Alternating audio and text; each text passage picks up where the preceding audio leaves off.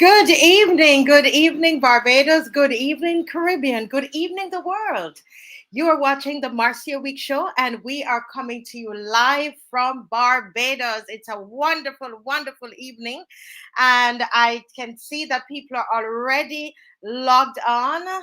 Yes, yes, yes, and we are going to have an amazing show tonight. Let me tell you, we have an array of guests and speakers and researchers and activists. It is going to be amazing. I already have my, you know me, already have my book and my pen, and I've been studying. And, we all want to know what is happening to Haiti. What is happening to Haiti? Plus, we have some local issues of our own right here in Barbados. We have a republic. We are in a republic where we have no constitution. Over 3.5 years, we are a republic, the Republic of Barbados, and we do not have a republican constitution. We are still operating on the constitution from before, and so we have quite a bit happening in Barbados. We have a bail act that we're not sure if where they got the bail act from. Was it, we know it's from South Africa. We're not sure, is it before our apartheid or after apartheid? Where did they get that from? Where did they get the contents of that from? Where did they draft it from?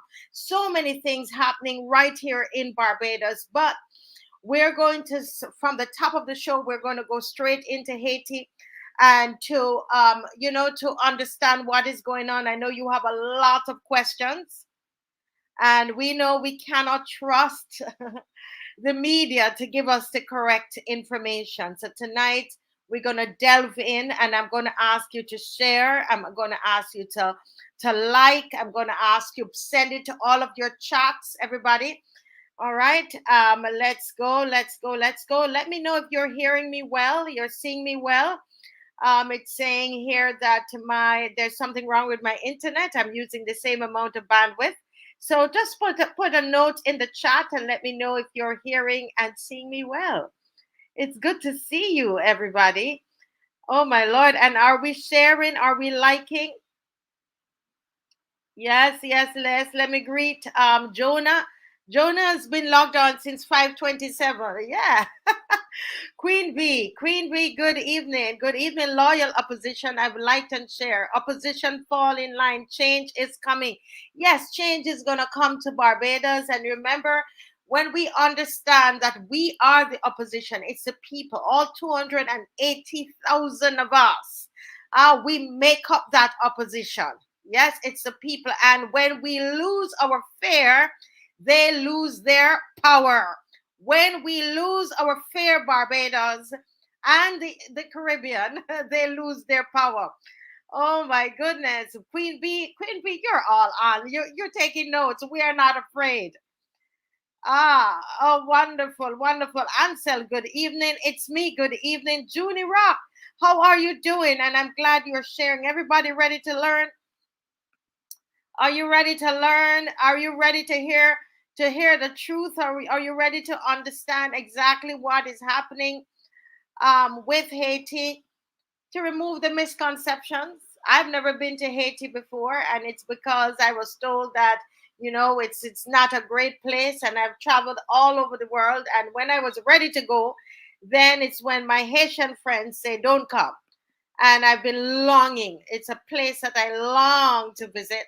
And I'm so sorry I didn't do that earlier. I don't want to leave this earth and not visit Haiti. I really don't. Hi, Judy Jiles, Jonah, Monica Inns, how are you? Diana Husbands, how are you doing, Diana? Pat Stevenson, how are you? Oh, that's Patrick PREZEAU, who is one of our guests, one of our panelists this evening. And he is getting ready. He's right here in the studio. I see him getting ready. Wonderful, wonderful. Joanne, FX Trading, Trevor Seeley. Yes. This is the most exciting show in our gem, Barbados. Yes, it is, because we learn. We learn on the Marcia Week show. What do? We motivate, we educate, we agitate, we mobilize Africa and its diaspora. So it has to be exciting. Ramim, good evening, Ramim. Peter King, how are you doing, Peter King? Did you all enjoy last night's show? Did anybody learn anything last night? Remember, it's about education. Anybody learn anything? Start to put in the chat. What did you learn last night? Okay, wonderful. Easy D, how are you, Easy D? Wonderful. Beverly Prescott, good evening. Good evening. Wonderful. Ryan Rock, good evening. Peter King, again. Clive Osborne. Now, the way the show is planned is that the first part of the show, we're going to deal with, we're going to do the Haitian update. And then right after, for about 30 or 45 minutes, it's a holiday. We could be on here long. Then we are going to look at some local issues, the things that are really, really concerning us here in Barbados. We're going to be looking at some of those things. People who are listening, a lot of people don't realize that we've had 30-0. There was a time for a long period, we had no one in the opposition in the parliament. It was 30 Love with Mia Motley at the helm of it. And we've seen what that has done. We've seen, just how our lives have changed. And so we have come together and we are vowing that this will never happen again. We must always have an opposition because we want to preserve our democracy. Very, very important. Very important. A lot of us, we didn't even know. We just saw in the newspaper that we were training our army to go to be sent to Haiti. A lot of our citizens were totally against that. We had no say. We had no opposition in parliament to debate it. We had no say, Barbados. You remember that some soldiers' family, they're worried. They're saying they're going to come back in body bags, right? But we had no say. We just saw it in the newspaper. Yeah. So Doriel, tonight we're going to hear it all. Have all your questions ready, please, and let's all learn tonight. I think that it is so important that we do. Yes? Yeah. And have your questions. I promise you put your questions there, and we are going to try to answer the questions. Now, Yes, Paul Messiah. It is great to have legal minds break down the legality of the Constitution, and that's what we did last night, for us to understand what is happening in terms of our Constitution, and what is it what are the demands that we need to make of our government as good citizens of Barbados. All right. So at this time, you know what we do? We're gonna go right into our national anthem. Yes. So get ready for the national anthem. While you as we're doing that, we need you to continue sharing, because when we hit the road, we're going down the road. Okay. So wherever you are, let's stand for the national anthem and of Barbados.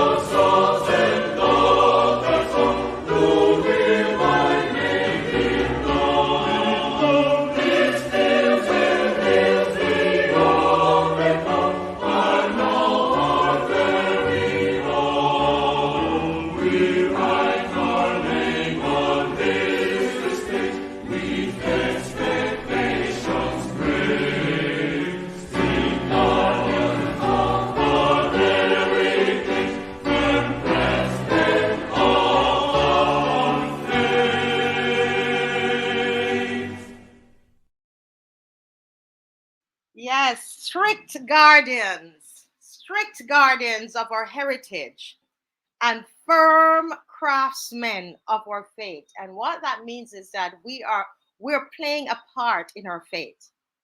You know, it's not we are hoping that everything is going to go well. We are we're partners. We're going to work together. We're firm craftsmen of our faith. We are going to do it together, Barbados. Together, Barbados. We are doing it together, together. Now, what I would like for you to do while we, all of our panelists, while they get themselves ready, I would like for you to begin to write in the chat, what are your perceptions of Haiti? Truthfully, honestly. So I'm gonna be first up. I started to tell you already that, you know, I it was a place where I could never see myself visiting. You know, born in Jamaica, Haiti is just right there. It's almost like you were supposed to be afraid of Haitians. Can we be real? Us here in the English speaking Caribbean, can we tell the truth tonight? So be honest, okay? We don't, you know, and without being offensive. So what are your thoughts? What are your perceptions of Haiti? What have you been told about Haiti? Have you ever visited Haiti? I have not visited Haiti, and as I said, a year and a half or 2 years, I reached out to my friend Manouche Turner, that I went to school with in New York, and I said, Manouche, I'm ready to go to Haiti, and she says, Marcia, I don't think you should go right now, but I was all ready because it's one of those things I'm determined that I am going to do before I leave this earth. Yeah. Anybody can be honest and tell me your thoughts, your perceptions of Haiti before we start.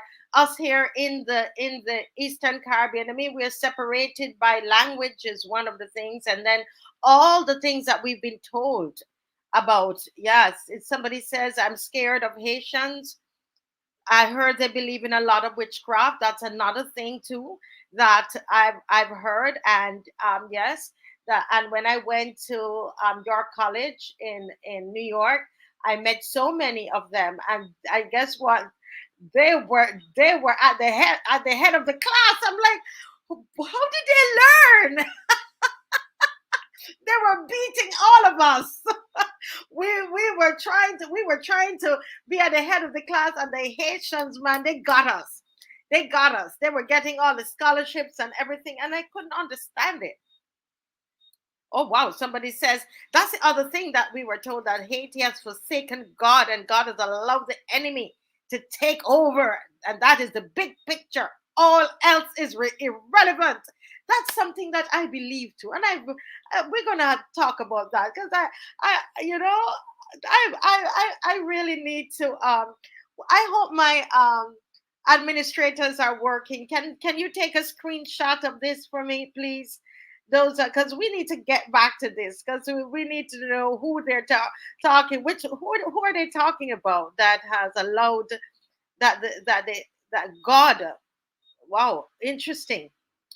We're gonna learn some things tonight, Jonah. I'll tell you.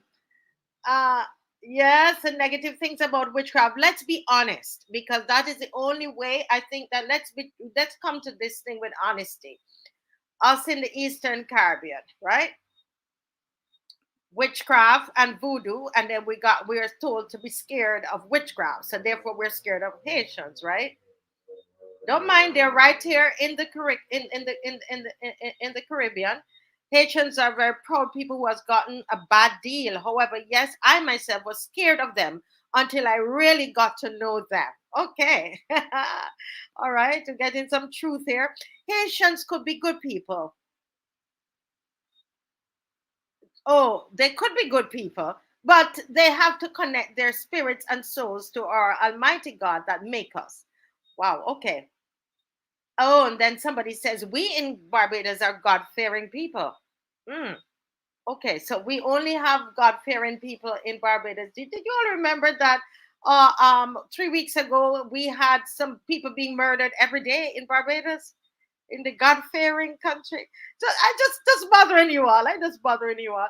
Okay, so Monica says lies, lies. They speak about Haiti so they can steal all its wealth. Interesting. Is it wealthy? Is Haiti wealthy? We're going to learn about all of those things tonight. So we want to know, is God punishing Haiti? Right? And is Haiti wealthy? She says Haiti is wealthy, but we see people on the TV eating dirt. Don't we see them eating dirt? Oh, somebody says here, especially the food they cook. Voodoo. So they cook voodoo food? Wow, I didn't know. I had some lovely, my friend Minouche in New York, she did the black rice for me and a kind of a pork. And I mean, this thing was so delicious. Anytime I see a Haitian place, I go for it. So I don't know if I was eating voodoo food, but everywhere has good and bad, Jonah says. Okay, Jonah. Okay. I'm strayed away from the ways of God. Marcia, Haiti was never on my list to visit. Okay, to be honest. Mostly due to the bad press over the years. It's true. It is true. And this is why I'm going to ask you, everybody, to please share. If you have just joined and you have not shared, I know we like to come on here when we're telling off the government and so on, and we love that. But this is a different kind of a show. We're dealing with education tonight. So I need you to help us out and share it, okay? Just like Africa, I would love to believe that we were and are told lies about Haiti. Hmm. Voodoo is a black man's science, originated in Africa, and the Haitians master voodoo. Okay, so I guess Peter King is saying he thinks that voodoo is a good thing. Okay, Pedro Gemot says Napoleon was scared of its spirituality, and our corrupt government never fully integrated with them.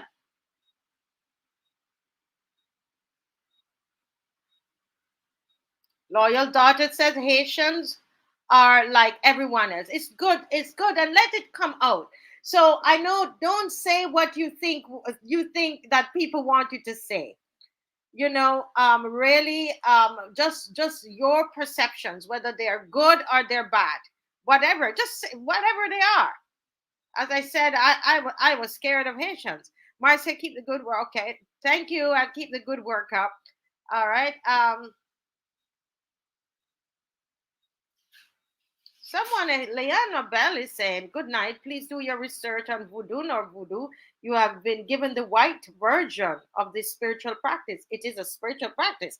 It pains you when I hear African descendants praising the white man's religion. So you're saying then that voodoo is the black man's religion. Interesting. Oh, somebody says, not voodoo food, but they are given a bad deal on the food too until I got to eat it. Especially the black rice. It tastes very nice. Very good. It's true. It's very good. Wow. Okay, someone visited Haiti. Have if please let us know if you visited Haiti. If you have visited Haiti, let us know, please. I visited Haiti many years ago. They are kind and beautiful people. That is rubbish, Marcia. Stop demonizing Haiti. What about the demonic Europeans who enslave other people? Are they godly? Well, we're gonna ask. Listen, Nigel, don't kill me. I was reading what the viewers were saying. But thanks, Nigel. A cab driver from Haiti drove me to work in New York. He said to me he's working to buy guns. He frightened me. Hearing him, that is one place I'm not visiting. Because the cab driver was, oh, wow, okay. Sandra Franklin said, because they have good people doesn't mean that the country is not under voodoo. Baby Doc and Papa Doc put that country under the craft. It isn't a tumor. It isn't a rumor. They're saying, oh, this person is stating it as a fact.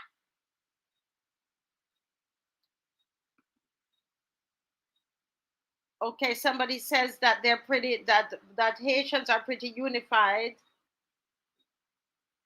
Okay, someone with a little history say Haitians have been oppressed by France for centuries, keeping them poor by levying that repatriation cost. Well, some people said that it wasn't France, it was God that was punishing them. So we're going to hear tonight. Um, Haiti embarrassed the French. The Americans then betrayed the Haitians. He who controls the media will always control the narrative. Well, but I think it's so important that we go into our consciousness and begin to um, think about what it is. When we think of Haiti, what are the images that we conjure up? What comes to mind when we think of Haiti? We think of fighting, we think of guns, we see poverty, we think of voodoo, all these different things. And the reason that we think of that is that we've never, most of us on here, I would say 90% of us on here, we've never been. We've never been to Haiti. Isn't that interesting? Oh, okay. Yeah. All right. Well, we're going to have an interesting discussion, and I'm so glad. I am so glad that we have these wonderful panelists who are listening. There are three of them here. I'm sure the fourth one is going to join very soon.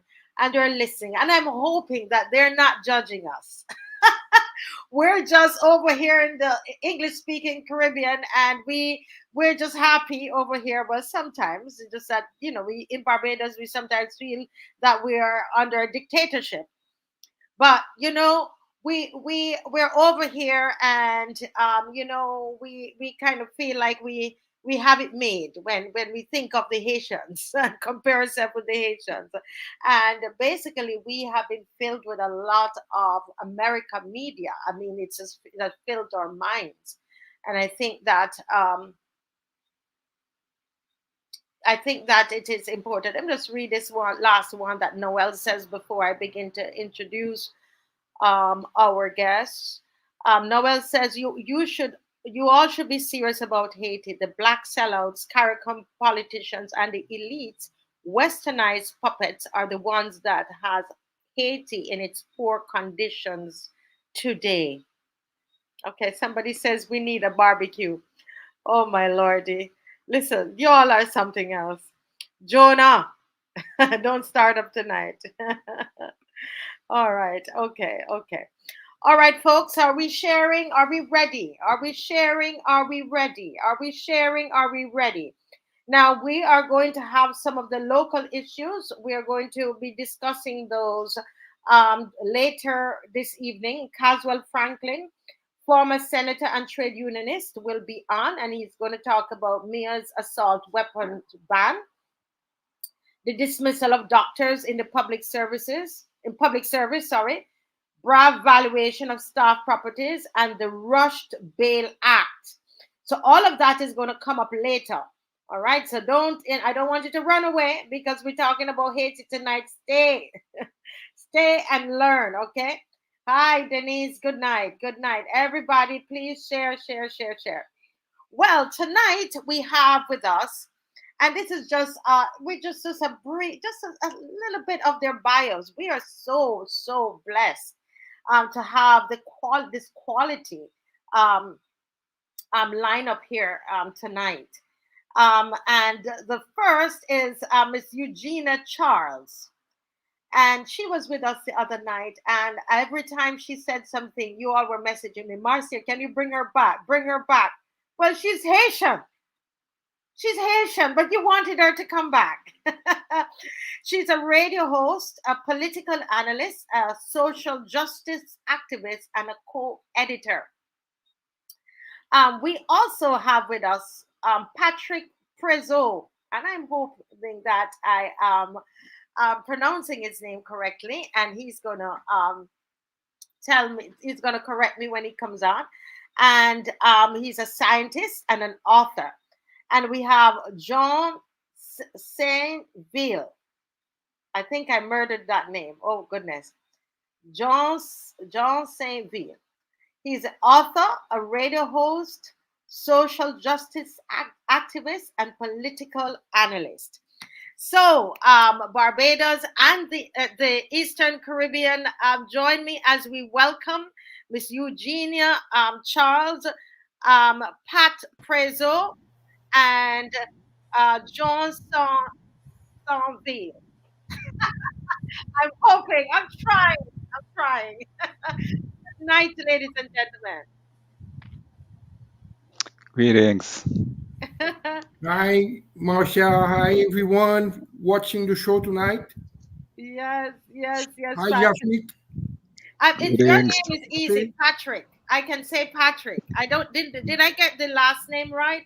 Frizzle. Prezo is fine. My real last name is Stephenson. However, Prezo is my author name. Ah, okay. All right. So I can say Patrick. Patrick. That's great. I get there. I get there. By Um the way, I'm living in the same city. Living in Ottawa, in the same city than Jafrik. I see him often. Yes. ah okay. So your counterparts. That's wonderful. Kind of. Yeah, so John, I think I got John right, right? Jean, yes. John Saint-VIL. Jean. Jean Saint-Ville, yes. I That's pretty did. good. You Yes. get it. I did a little French. I feel good. I'm ready to visit Haiti now. And of course, our lovely Eugenia Charles.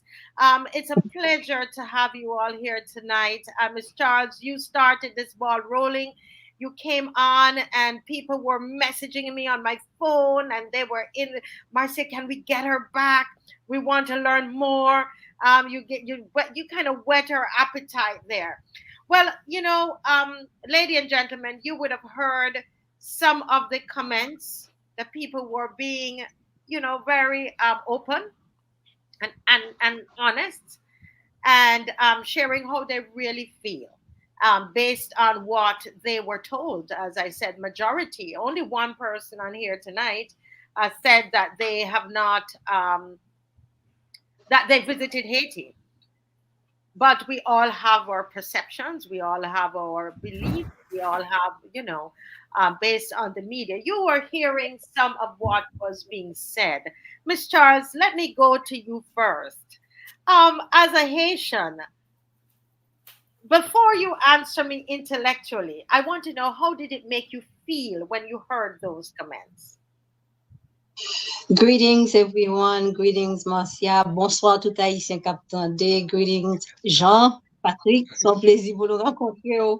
How did that make me feel? Don't judge the book by its cover until you open those page and begin reading. Don't say anything bad about the other or what's written inside of it. Until you have visited Haiti, until you've been touched by the spirits of Haiti, don't judge Haiti. Yes. That's what I And said.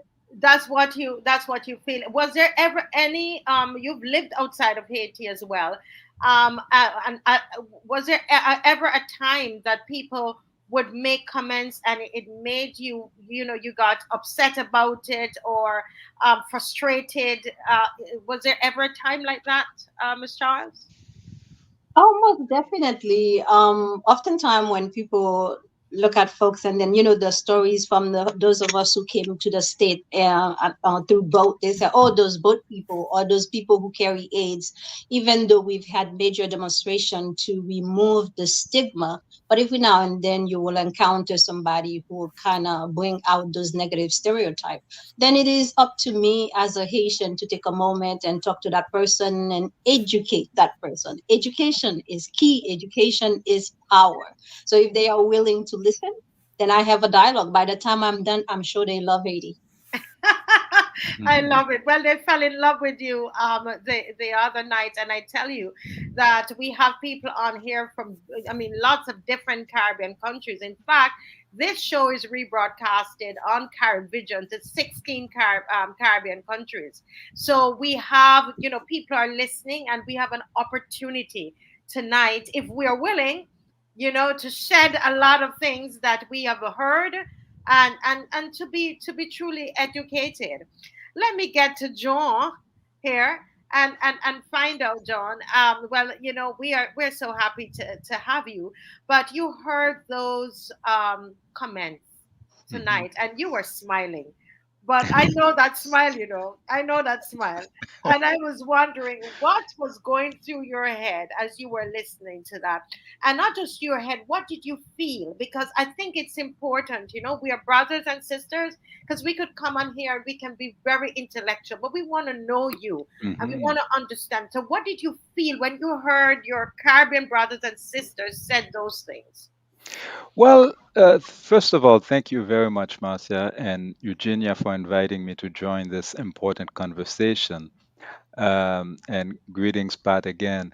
I think I was feeling that, wow, we have so much work on our shoulders. And I mean our collective shoulders as Africans. Hmm. Because as I was watching the national anthem of Barbados, all of these images that I was watching, they could have been Haiti. Oh, wow. That's what I was thinking, in fact. That I recognize those faces, I recognize those smiles. These are the same Africans that I have seen not only in the Bahamas, in Haiti, in Benin, in Kenya, in Tanzania, where I've visited. The reality is, we are Africans who are confused about our identity because the oppressor not only managed to kidnap us and take us away from our mother, but spent the whole time telling us that our mother did not love us. She sold us away, that our father is a thief, that your brothers and sisters are evil. And who's telling you that? It's the same person who is oppressing you. Yes. And so, any Sunday in the Caribbean, just like you have thousands of Africans kneeling in front of statues of white people and worshiping them in Barbados, in Haiti, in Jamaica, in Africa, everywhere. And they convince themselves that they are worshiping God and that this is the God that cursed them, that caused them to be enslaved. Of course, this sounds very sad, but it also is a wake up call that because the stereotypes we're talking about here, Hmm. I lived it in a personal manner because I dated a sister from the Bahamas while Ah, I was studying in Waterloo in Canada. And when I went to visit her in the Bahamas, it's a very instructive thing that happened. Whereas her parents were very disturbed to find out that she was dating a Haitian. But when I met my aunt who was living in Nassau, and she found out that I was dating a Bahamian, she told me, wow, these people are all dealing drugs. ah, Okay? So the ignorance is all over the place. You guys don't have all of it. We have some of it as well. And there are right. stereotypes in Haiti about people in the Caribbean as well. So we have work to do, brothers and sisters. Yes, yes, yes. Wonderful. Let me hear. I want to hear Patrick. The Patrick. Well, first of all, I'm going to be as honest as possible. A lot of us, partner ignorance. I'm from Jamaica, and we have white Jamaicans and they're white Barbadians, but there are a lot of people who don't understand that they're also white Haitians, or Haitians that are not black. And I don't know your heritage, but when I saw you at first, I was a bit stunned. And even though I've read that they are, and my Haitian friends have told me that they, I still I kind of jumped, to be honest. So I'm being vulnerable, and I'm being truthful. But it's good to have you. But when you heard those comments, or even what I just said, how does that make you feel as a Haitian? I was confused also, as the same way as Jafrik. As he said, we need to learn more about the facts and educate ourselves. I was also confused about the statements about the voodoo. Not all Haitians are voodoo practitioners. Actually, I did some research. I'm a scientist by trade. Yes, sir. So when I make statements, I usually refer to the facts or things that could be proved Mm-hmm. or to the data. For example, there is some research that have been done by the Latin American Observatory that shows that 70% of Haitians do not practice voodoo or do not declare themselves as practicing voodoo. That's So, interesting because in our minds everybody practice voodoo in Haiti. That's interesting, and not that I'm just saying this is what we know, but you're saying scientifically that you have done the research and that's not so. that not so. The majority of Haitians are call themselves Christians, and in surveys they do declare themselves as Christians from the different denominations. Of those, the Catholics are the majority. Right. Yes, yes, because my friend Manouche was Catholic, but even then, you see, the that perception is so strong in the mind that regardless of what we hear, we are holding on to that. So you're wow. So 70, the scientist is saying that 70% of Haiti does not Uh, practice voodoo. Not, and then I know because and then there are others that are saying it's just a religion. So there, even if we had 100%, it's not a problem for some people. But it's good to know because of how the media portrays, and this is another one of the misconceptions. But Patrick, you're saying the way you felt when you heard everybody's comments is that you felt confused. Is that what you're saying? kind of. And hurt also. I was a little bit hurt. But as Jafrik said, that made me realize that we have to teach our neighbors from the Caribbean more about the true culture of Haiti Yes, yes, yes, yes. through Um, programs like yours or others. yes, yes, yes, yes. And this I find that this is so important. I think that people are, as I see more people are joining, and so I know that they're sharing. And tonight is going to be quite educational for us. I'm seeing Patrick. I'm seeing Prospere Charles is joining us. Dr. Charles is here with us, and let me just quickly um, just announce, just introduce him. He is a public policy and international relations professor. And Dr. Charles, good night. It's good to see you. Hello, hello, hello. I'm glad to be here. Hello, everyone. This is a great pleasure. Thank you. Yes, yes, and I wanna thank Miss Eugenia Charles for making this connection for us, and this is what happens, and so important that we network. She came on the program, Dr. Charles, and people just fell in love with her, and they wanted her to come back. I said, "Could you bring some people with you?" And here you all are. So we give her all the credit. But Dr. Charles, before you came on, we were asking, the viewers their thoughts about the Caribbean, about Haiti. And I mean, it was all majority negative. I would say 90 something percent negative. They were afraid of Haitians. They were just being real and truthful of their feelings, and so that's what we were discussing while you were getting ready to come on. But if we are to move the conversation along, Miss Eugenia Charles, my question is, how did we get here?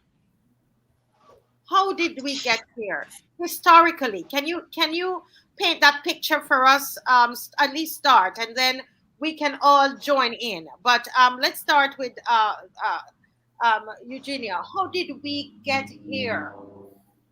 How did we get here is perhaps a question I should refer to the historian here with us, Jean Saint-Ville. And that's Okay, why okay. So so you Jean, want, I'm gonna defer to you, Jean. How did we get here? yes. And then I'll come back. Okay, well, I'll try my best. I mean, um, the story of Haiti is not detached from what happened in the rest of the Caribbean. Okay, the people who were living in the Caribbean, we don't know that much about how they were organizing themselves, but we know that from the arrival of Columbus in 1492, it's the beginning of a genocide. And that genocide affected not only the First Nations people who encountered the Europeans, at first the Spaniards who arrived first, and then the British and the French, but uh, Africans who were kidnapped from mostly the west coast of Africa started arriving from 1499, and the first settlements in Haiti were the theater of struggles by the Arawak speaking people, but very quickly the Maroons, who Yeah. organized throughout the Americas, including Brazil, Haiti, Jamaica, everywhere. And so, I guess what makes the difference is that the demographics were different on the French colony than it was on the others, in the sense that the French became so cocky and careless that they allowed a situation where you had 450,000 Africans who were enslaved and only around 20 to 30,000 whites and around 20 to 30,000 of what they called the free blacks or the affranchis, some of them who are the offspring of African women who were raped by the Europeans. And they started calling them mulattoes, quarterons, etc. Now, that situation, was always unstable because the Africans were fighting from the shores of Africa during the whole travels and when they landed. And so there were revolts all over the place. There were revolts in Barbados, there were revolts in Brazil, but the revolt in Haiti was successful because, first, of the demographics that I described, which was completely different from what you had in Jamaica and others. Like you had more of a balanced demographics in those other colonies, okay? Mm. Because the Europeans were more careful about, you know, not letting too many Africans. And on top of that, the French and the Spanish had Africans integrate their armies to fight each other, okay? Ah. So at a different time, for instance, and sometimes people forget that the British also occupied parts of Haiti. In Mhm. fact, in the War of Liberation of Haiti, there are 55,000 British soldiers who perished, who were beaten by the Africans. So it's not just the French who got a beating from the Africans of Haiti, Mhm. it's the French, the Spanish, and the British, all three of them. Wow. And I can tell you that they weren't beaten by Agweta Oyo, Ezili Dantor, who are the spirits of voodoo. They were beaten by men and women. Okay, the Okay, so, same. so you're saying it's prowess, it's war, it's fight, it's It's strength, it's it's it's it's it's fight. military. It's intelligence. It's courage. It's because these Africans had nothing to lose. Mm. Okay, the French were fighting to steal gold. They were fighting so that they can find the treasures that they heard that Toussaint Louverture had hidden someplace. The Africans were fighting so that they can reunite with their sons and daughters who were kidnapped by British speaking Europeans who had taken them to the island of Jamaica, Mm-hmm. who had taken them to Canada, who had taken them to the United States. So after the Haitian Revolution was successful, the first order of business was family reunification. And that's why when I hear these comments that we were listening to a few minutes ago, I realize these are my cousins who are talking, not realizing that we are cousins. I Yes. did my genealogy research. I have many cousins in Jamaica. They're probably the ones who are afraid of Haitians. Okay? So this is telling intellectuals in the Caribbean, we got work to do. Okay? Because now we have become so in love with our oppressors that we are afraid of our own image in the mirror and we trust the enemy. Yes. But Okay? can I ask you a question there before I I go to Dr. Prosper Charles to see if he has anything else to add to this to the history. Let me ask you something. You said that the Haitians they fought the Spanish, the French, and the British. What I didn't hear was what was the population of Black people at that time in Haiti? Yeah. So in 1791 were the time the beginning of the revolution. But again, like I said, this is like what people accept as a convention. Hmm. You can't really talk about the beginning of a revolution because people were always fighting, always Hmm. resisting from the shores of Africa. But Yes. because there was this big revolt in 1791, okay, the nights of 14 and 15 of August 1791, and that's where there was a meeting of people from various plantations who organized the revolt. That's where they timed the beginning. At that time, we're talking about 450,000 enslaved Africans, Hmm. around 20 to 30,000 whites, and around 20 to 30,000 of what they call the affranchis, the people who were freed for several generations. Because the rule on the plantations was that only Europeans could not be enslaved. Everybody else could be enslaved by everybody else. Okay? Okay. And so now some of these leaders of the revolution, such people like Toussaint Louverture, Henri Christophe, Jean-Jacques Dessalines, these were soldiers in the armies of the French when the French were fighting the Spanish on the same island, Yes. okay, or fighting the British. So they were now using the same weapons and the Ah. same tactics as the Europeans. And that's why they were able to beat them Aha. because they were more numerous and their motivation Hmm. was noble. And on top of that, at the time of the success of the Haitian Revolution, the majority of the population was not born in Haiti, but people who had just arrived from West Africa, and some of them were coming from kingdoms where they were well trained soldiers. So Aha. people who've watched films like 12 Years, not 12 Years a Slave, but recent film Wakanda. about no, the women soldiers from The women king, yeah, the woman uh, king. Mhm. yeah, the women king, exactly.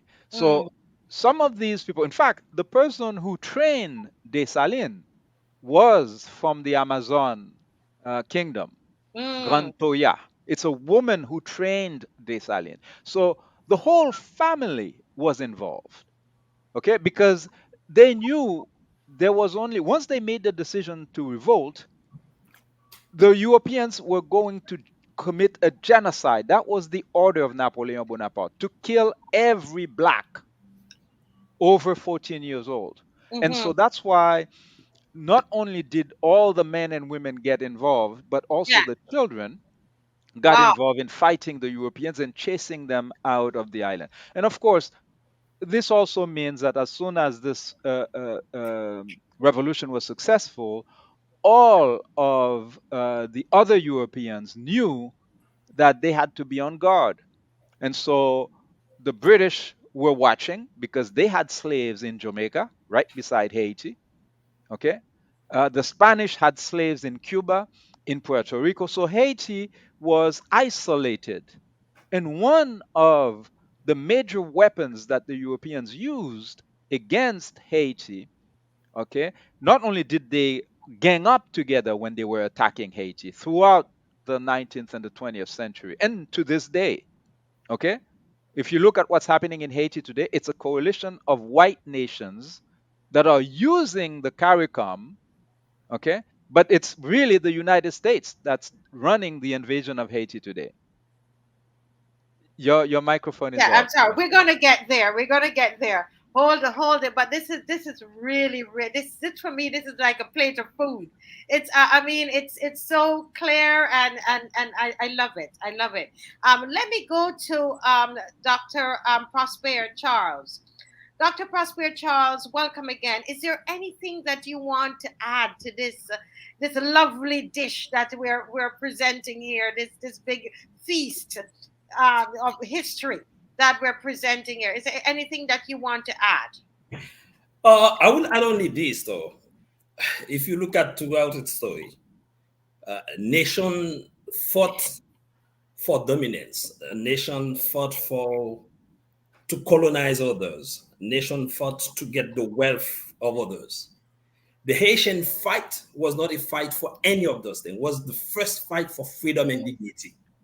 Oh There was wow. one nation who stand in the entire Caribbean against all of them who want to get the resources, I mean, its resources and all of that, and said, no more. We were fighting for people. We were fighting for race relationship. We changed that concept of black could not fight for freedom, for dignity, for anything. So that's what Haiti stands for. Of course, after that fight, you imagine at a time where eugenics people, like there was science saying that black were inferiors. You imagine at a time where you have other nation thinking that, hey, those people cannot fight for anything else. I mean, when you're talking about the French at that time thought the Maroon, they were just runaways people who were not were lazy people. They could not work, so they would run away just to hide and live in the boondocks somewhere. But they didn't know the Maroon were going away to train and to come back and to stand as men to fight for their freedom and dignity. So that's how when you see Haiti, don't think that, oh man, what is happening now? Of course, we will come back to the now. But think about a nation at a time when people think the black were not able to, could not understand the concept of freedom and dignity.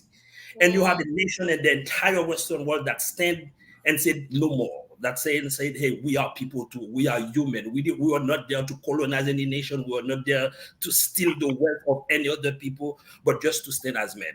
So that's Wow. what I said into the story. And that history is come back to haunt us. What you're seeing now is a continuation of what happened before. But again, Mm. and the conversation, I guess probably we will develop more into that. Yeah. Oh my goodness. This I is this. want to add something quickly, Marcia, is Yes, that of course. based on what Jean and Prosper have said, is that for Jean-Jacques Dessalines, when he liberated Haiti, that was just the seed of freedom that was planted. His final objective was to stop slavery at its roots core, which is Africa. So that's why Haiti has become such a threat to those big nations, because it's Ah, ready to dismantle their economic power. economic power. So so really, as Dr. Prosper is saying, that it was really about the people. It was a freedom of the people, black people, everywhere because they wanted to stop it. Wow. I could see. Is there anything, Patrick, you would like to add to this? I know you're the scientist among us, but is there anything to the history that you want to add? I'm not an historian, but I've done my due research. First, there's a few points that I do not agree with the Jack Frick vision. First of all, the idea that all the mulattoes were came, where the offspring of rape is the false concept. The women of color, few women were very researched in the colony because there were more free women than white men on the colony. And they were regarded as and very attractive. If you read Moreau de Semery, who did a lot of research at the time, these women were very powerful in the colony. And actually, the white women were regarded them as a threat and even passed law against them. So that's one point that I wanted to make. Second point I wanted to make was about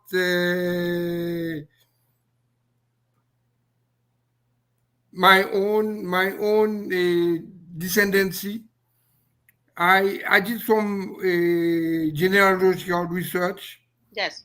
And find out that on my father's side, which is French and British, Yes. There was one guy named Pescai. Is one of the first black doctor that was recognized in Europe at the time. If you do a research on François Fournier de Pescaille, you'll find it is regarded as one of the first black scientists. Yes. And so that's one concept. These guys were able to go to France, study, and a lot of them came back to the colony to fight along the Africans. Although they didn't consider themselves as Africans.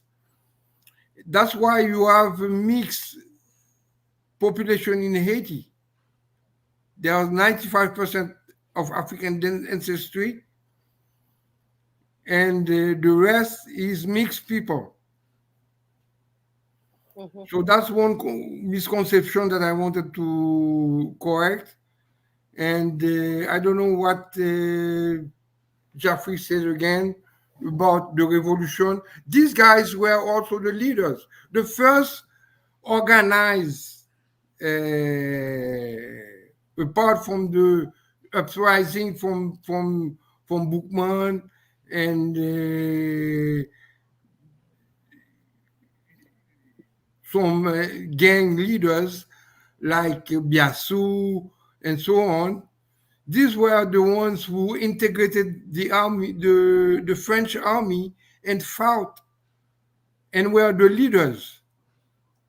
Along Dessalines, along Christophe, were these guys, and that made possible with the union of black and mulattoes, make possible the revolution to succeed. Yeah. So you're saying that mixed people. We're not. It's mixed. It's a mixed people. And yes. So John, any comment on that before we move on? Yeah, I think it's important because, if you were to compare the situation with Jamaica or Trinidad, people might get confused about what we're talking about here. Like a population like Trinidad that has a sizable population that comes from India, and you have various mixes of people. That's not the case in Haiti.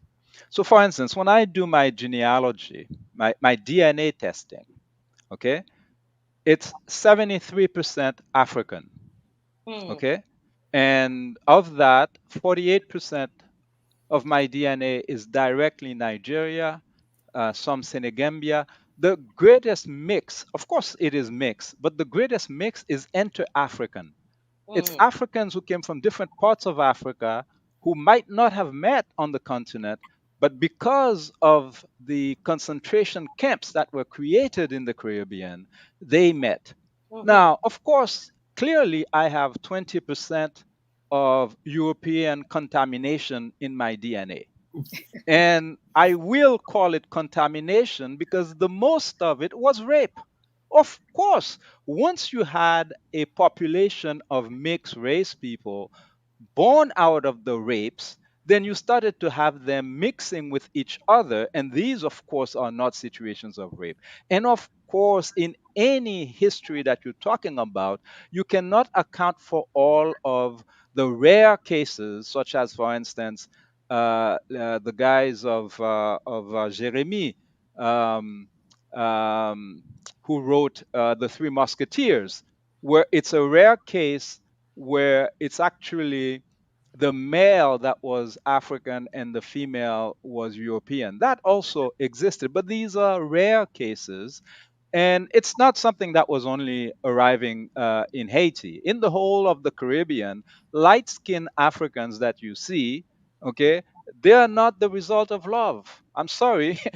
The situation that we had in plantations, okay, was a situation of power, okay, and the Europeans, they arrived there mostly men, and the white women were raping African men as well. There were African men who arrived from these countries where they were very tall, like and very virile, and they would put them in a house and send women to them the whole day to produce workers on the plantations. So, unfortunately, because of how the rest of the Americas created dictatorships that were mulatto dictatorships, including in Haiti after 1806, in the rest of, like, Miranda, Bolivar, all of these guys, they refused to honor their commitment to Haiti. That is, Haitians helped them and demanded that everywhere they are successful to abolish slavery. They did not do that. Okay, Bolivar freed his own personal slaves but maintained the system of slavery. Because of that, all of these countries created myths about, the fact that, oh, we are a mixed population. Haiti is 99% African. There's no mixed population. Okay? Yes, the richest people in Haiti are white. That's a different thing that we need to discuss later Yes. on to understand how that happened. Yes. Well, I mean, well, we have a little different view there, but that's quite fine. That's quite fine. Let me get to Miss Charles. Miss Charles, so here we are. The revolution occurred, and there's much jubilation. There's celebration. There's a first free black country. What went wrong? There's some people when you listen to them, they said, "Oh, but it wouldn't last. It's black people. Their leadership is bad. They don't know how to lead anything." What really happened? Why is it? Why?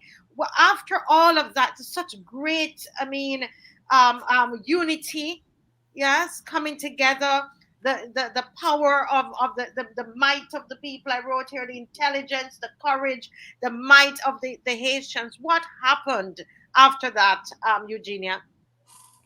But I think it's not after we gain our independence. It wasn't just a jubilation. Dessalines went straight to work to build a nation from scratch Mm-hmm, by establishing policies for the military and how they should behave themselves and the way the government should be established and handled, by establishing the constitutions and begin to look for opportunities outside to establish diplomatic relationship for Haiti. Our trouble started when Dessalines started seeing corruption, something that we are dealing with nowadays in every nations and mm-hmm, every local government, all the way to the top of the federal government, there's corruptions. So he started noticing the corruptions. And then, of course, the people who had to work the lands, who fight for the country to become an independent nation, what was going to become of them? And those who felt that they were more privileged, they wanted to grab the lands, and Dessalines wanted to do reform to make sure that the people who fought for our independence, that they are able to get access to the land to work it. And then there, and greed is the problem. And so greed is what put us where we are today. So Dessalines was assassinated because of the policies he wanted to be implemented.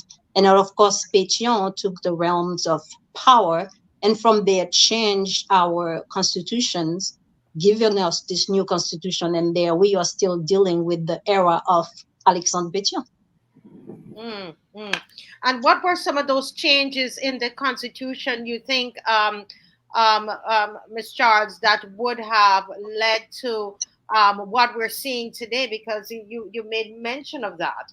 And I'm asking because we have a leadership in Barbados at the moment, and every time they want to go to change the constitution, from the time they've come in, they're trying to change the constitution. In fact, in Barbados right now, we are a republic, but we don't have a Republican constitution, not as yet. So I'm curious about that. What are some of the changes? Under Dessalines, Haiti was an empire. Under Pétion, Haiti became a republic. So the constitution that was established for us on May 20, 1805, was a constitution that certainly recognized every Haitians as being Black, regardless of what your skin complexion was. During the revolutions, we did have Polish who fought with us, and other foreigners who stayed. They all became Black people. So there was not an issue of color to create inferiorities among us. We were supposed to be all Haitians to work and have profession, but most of all to be soldiers. So whenever a country decide to come invade the nation, that it wasn't going to be one Haitian, it was going to be all Haitians who were going to stand together to defend the nation. And Dessalines took a lot of time to build a lot of fort throughout the nations to make sure that the nation was protected, because he knew that the predators will come back to attempt to enslave Haiti again. Wow. So, but when he was assassinated in 1806, the constitution was eliminated by Pétion. He created a new constitution. The military code that Dessalines had created, which he had published on May 26, 1805, that law was revamped by Pétion and changed completely, where the corruption will uproot itself, and giving us this range of constitutions that changes every time we have a series of government, just like it's happening in your country. And even to this day, one of the struggle we are dealing with within the context of this U.S. meddlings in Haiti is the push to change the Haitian constitutions that will give greater power to international forces to do whatever they please in the nation. Wow, that is very, very, very interesting. Dr. Prosper, Eugenia talked about the greed that took over, the fighting for the land, etc. Can you talk to us about what were they fighting over? So talk to us about the wealth of Haiti. So here it is, they're now, an independent nation. They have so much. What is it that they have so much of? We see them on TV and they're eating dirt cakes, okay? What is it that they were fighting for? Can you tell us about that? Tell us about the wealth of Haiti. So, before I even get there, let me try to answer the question, what went wrong? Because you asked what went wrong just after the independence, right? Yes. And I think Eugenia gave you part of the answer, which is wonderful. But to know what went wrong, you have to know the Dessalines that she talked about, and all the leaders like Toussaint. You are the people who have the blueprint of Haiti. Remember, Haiti was a slave country. We're talking about enslaved people, 400 years of slavery. Those people were not administrators. They were not public, did not know any concept of governance. They were slaves. So when Dessalines and Toussaint came out with that blueprint, the idea of creating a nation, a free nation that has wealth way before the country become independent. Like the Haiti has feed more than 40% of the entire Europe. We're getting their resources from Haiti. So, but when the leader of Haiti, like Toussaint Louverture, and well, Toussaint Louverture never really had a chance after the independence, it was probably more Dessalines who were kind of had a blueprint to see what kind of nation that he want to build. But look at 2 years after the independence, Dessalines was dead. Dessalines was dead and replaced by the mulatto that you see SAINT-VIL were talking about. The mulatto were really fighting with Dessalines at some level, but they didn't have the idea of the nation, the type of nation that Dessalines wanted to build. So here we go. You have after the Haiti independence, you have about 25 years of ruling by mulattoes people. Mulatto who fought with Dessalines for sure, but didn't have that concept of nation. They were there. A lot of them were there and said, hey, listen, the French people were our fathers. So the lands, the things that are in Haiti still belong to us. And the black people were fighting with Dessalines were relegated to the countryside. They said, hey, you guys, you can have your freedom, but you do not have resources. I mean, like you see in the US, the concept of ghettos, right? After the US liberated a lot of black African in the South, a lot of them came to New York or came to other places, and then they put them in the ghettos with no resources, with no means to survive. So that's what happened in Haiti just after the independence, right? But remember, also 2 years after the independence, you have the first country who has embargo in the Caribbean was Haiti. 2000 from 1806 to 1820 or something like that, to 1810, about 4 years. Why embargoes? Embargoes say, hey, you fought, you have independence, you have resources, but we're gonna encircle your land. You're gonna encircle the country, so you cannot sell your product to any outside. You cannot sell your product to French anymore. You cannot sell your product to Spain, to whatever. The type of embargo. So hold a minute, Dr. Prosper. You're saying that there was an embargo on Haiti from the Caribbean. Oh, I mean, from the entire, listen, like SAINT-VIL was saying, and the Caribbean at that time after Haiti independence, you have Spain, who still control east of Haiti, like the Dominican and all the way to Cuba. You have the English and Jamaica, and you have even the German who came around. There was that coalition encircling Haiti to not have any outside relationship with any relationship with the outside world.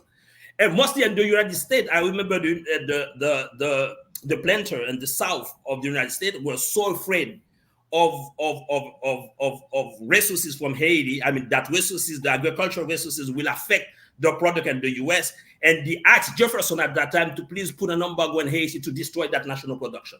So we're talking about 2 years after the independence, a country that came out of war, like where a lot of things were destroyed. But here you go, you have the entire Western civilization encircling that country, not able to do business with the outside world. So that was the first thing. Not able to do business, that means all of a sudden you have a country that has to think within rather than thinking outside the box. Thinking within meaning that you have to put yourself is like always in a defensive position, always ready to fight, because you still have the French who are trying to get into Haiti. And not only they were trying to get, I mean, actually they tried, they sent a lot of boats and they required that Haiti pay what was that, Dr. Seville? It was probably 125 million francs of what you call that reparation. A country that is completely destroyed after the war, trying to now to come back in, and you have the French saying, promising continuous war, continuous slavery if you don't pay back to be free. So you're talking about a country with no, I mean, a country after war devastated, and then here you go, you have a government that has to create some sort of way, some sort of system, just not able to feed these people, not able to invest in education, not able to invest in healthcare, but just taking that little resource that we have to choice pay back for this for reparation for slavery. So that's what happened just after that independence. And that will have ramification until today, because we didn't start from the wrong foot. We did start from the wrong foot. We didn't have, we had some of the resources, but the resources was basically sent back to Europe in form of indemnation, something like that. Yeah. I want to make some correction for Dr. Charles and Marcia, if you would allow me. The 1805 Constitution that Dessalines left us is the blueprint. for Haiti. If you read that constitution and take some time to take a look at it, it even tells you how the business of the nation should handle ministers, anybody who was supposed to be in charge of government handling money of the nation was supposed to make monthly report on how every dollars was spent. So the issue of corruption that we are dealing with today in Haiti, how do we implement that constitutions? That will not be happening. And one of the reasons that Dessalines got assassinated, based on some research that I've recently done, looking at the military code that Pétion and the rest of them were so against, is because in that military code, Dessalines was certain that any high members in the military who get involved in corruption was going to be executed. So they didn't want that. They wanted to do whatever they want and however they please. So not saying that we didn't have a blueprint is incorrect. We have a blueprint. And until we as a nation agree to go back to that blueprint and follow it step by step, yes, we can add some issues to it because we are living in a current day. We want to modernize to a level. But until we go back to that constitution, follow it, respect it, we are not going to have the Haiti we seek. And as far as Toussaint was taken out of Haiti in 1802, so Dessalines led that revolution and giving us our independence. Toussaint, yes, he's the mastermind, a diplomatic man who set up the stage for Dessalines to bring forward Haiti to freedom. Yes. Just to add one quick thing. So I'm not saying that we didn't have the blueprint. I said Dessalines had the blueprint. So just after Dessalines passed, the Pétion, the Bolivar, the Boyer, all those people did not have, they were not on the same page with Toussaint. So Dessalines, had we had Dessalines after the revolution for 25 years, we will not have that Haiti that we have today. Because Haiti, Dessalines wanted to build the country. The people who succeeded him, they were not on the same page. Yeah. That's all I'm saying. Let me ask before you go, John. Let me ask. Someone is asking a question here, and I didn't catch the name of. You said the mulatto in 1806 who, after Dessalines, was what's the name of that person? Alexandre Pétion. I typed it in the comments section. In the comments. Okay, so it's there. So Alexandre Pétion or Alexander Pétion. I've seen that name. Okay. Yeah. Okay. So, but that's an important question to ask because it's linked to a comment that Patrick made earlier.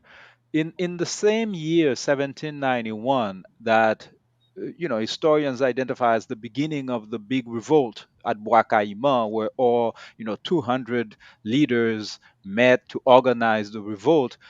In February, there was another uprising, okay, and that is the uprising of the mulatto leaders, Chavannes and Auger, and they did not have the same objective. Okay, you see, those 20,000 free people of color, or whether they call themselves mulatto or freed blacks, they wanted to maintain the system, but they were fighting to be allowed to wear the same clothes as the whites, to marry the same women as the whites, to go to the same church, to sit in the same pews as the whites.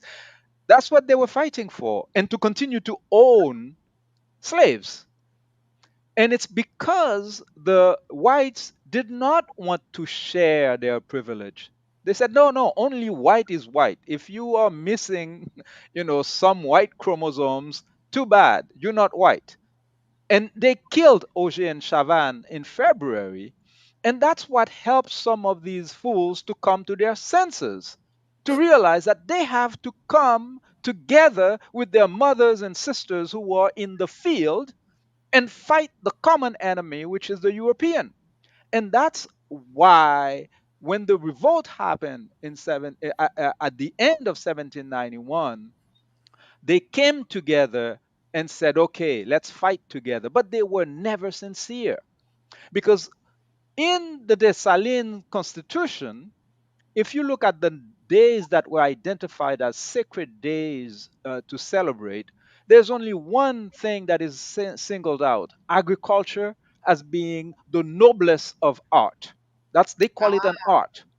Okay, and they put a day aside to celebrate agriculture because Dessalines was focused on food security because he understood we are encircled by enemies. We are in an island. Mm, We mm, cannot allow ourselves to become lazy and not produce food for ourselves. So he elevated agriculture.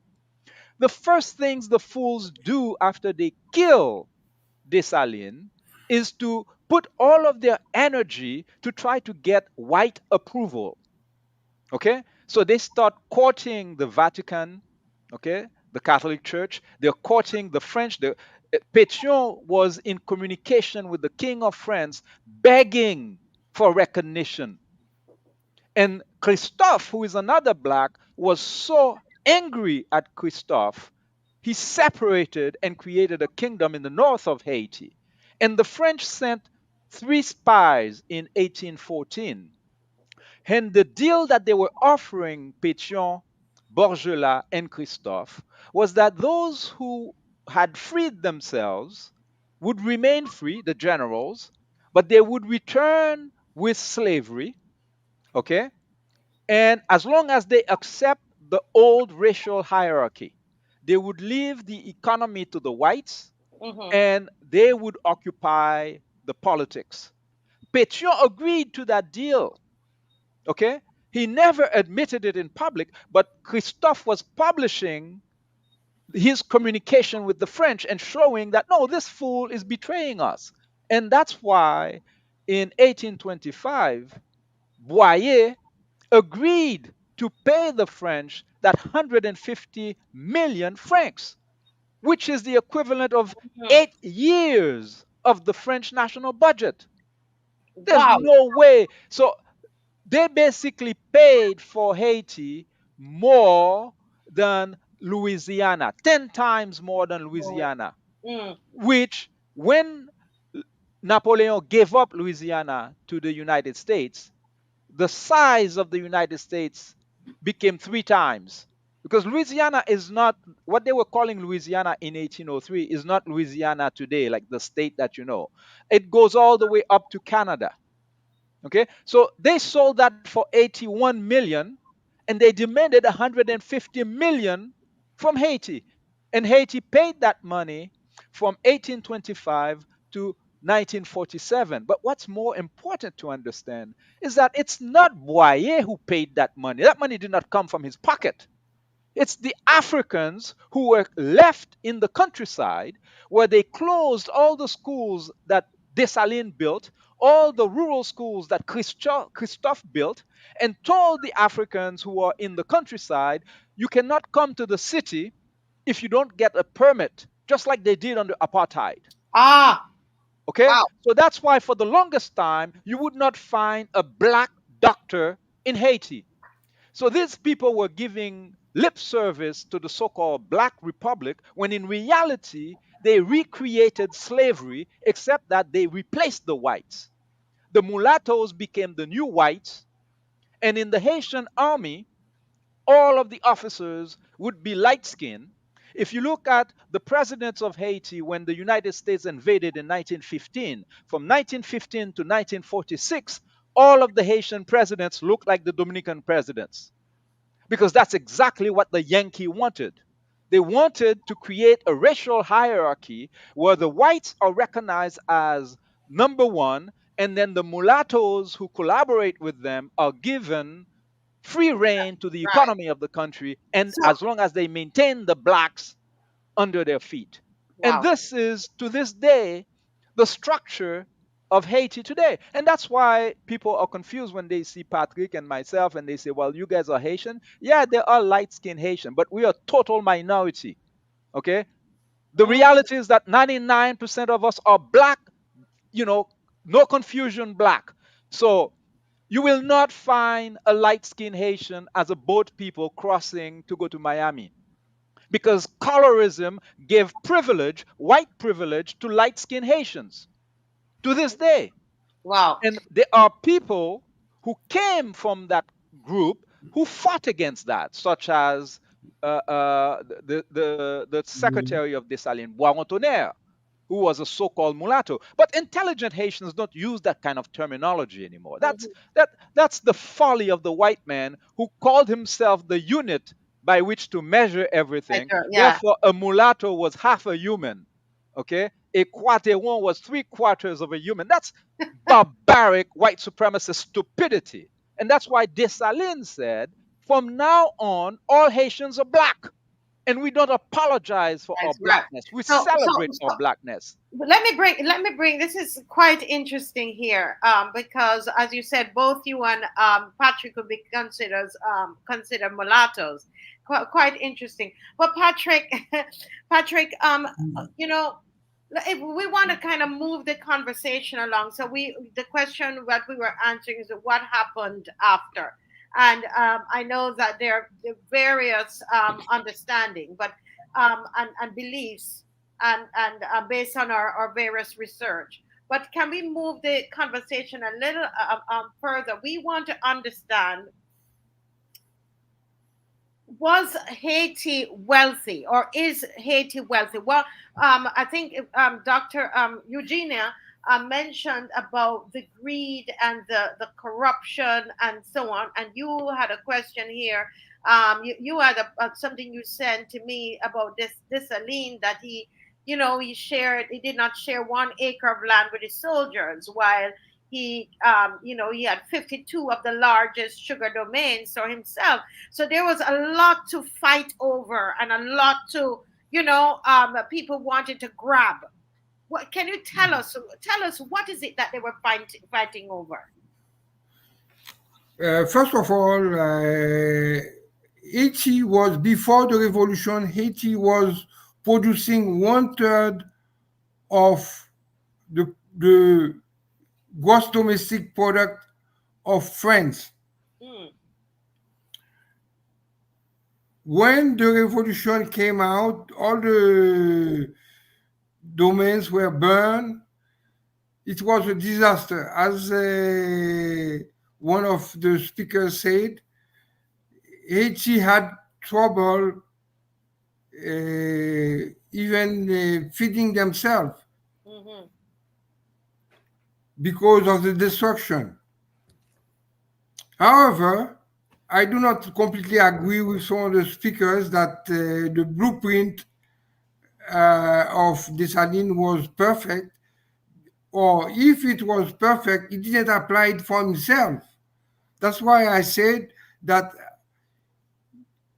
he confiscated for himself. We're talking about greed. Greed wasn't only other people intention. He did not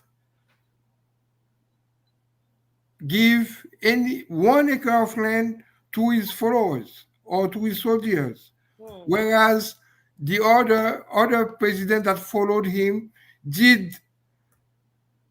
You're talking about the mulatto president. Yes, they did give land to their soldiers so that they can start agriculture and repay the debt, because the debt was paid on tax on coffee and sugar.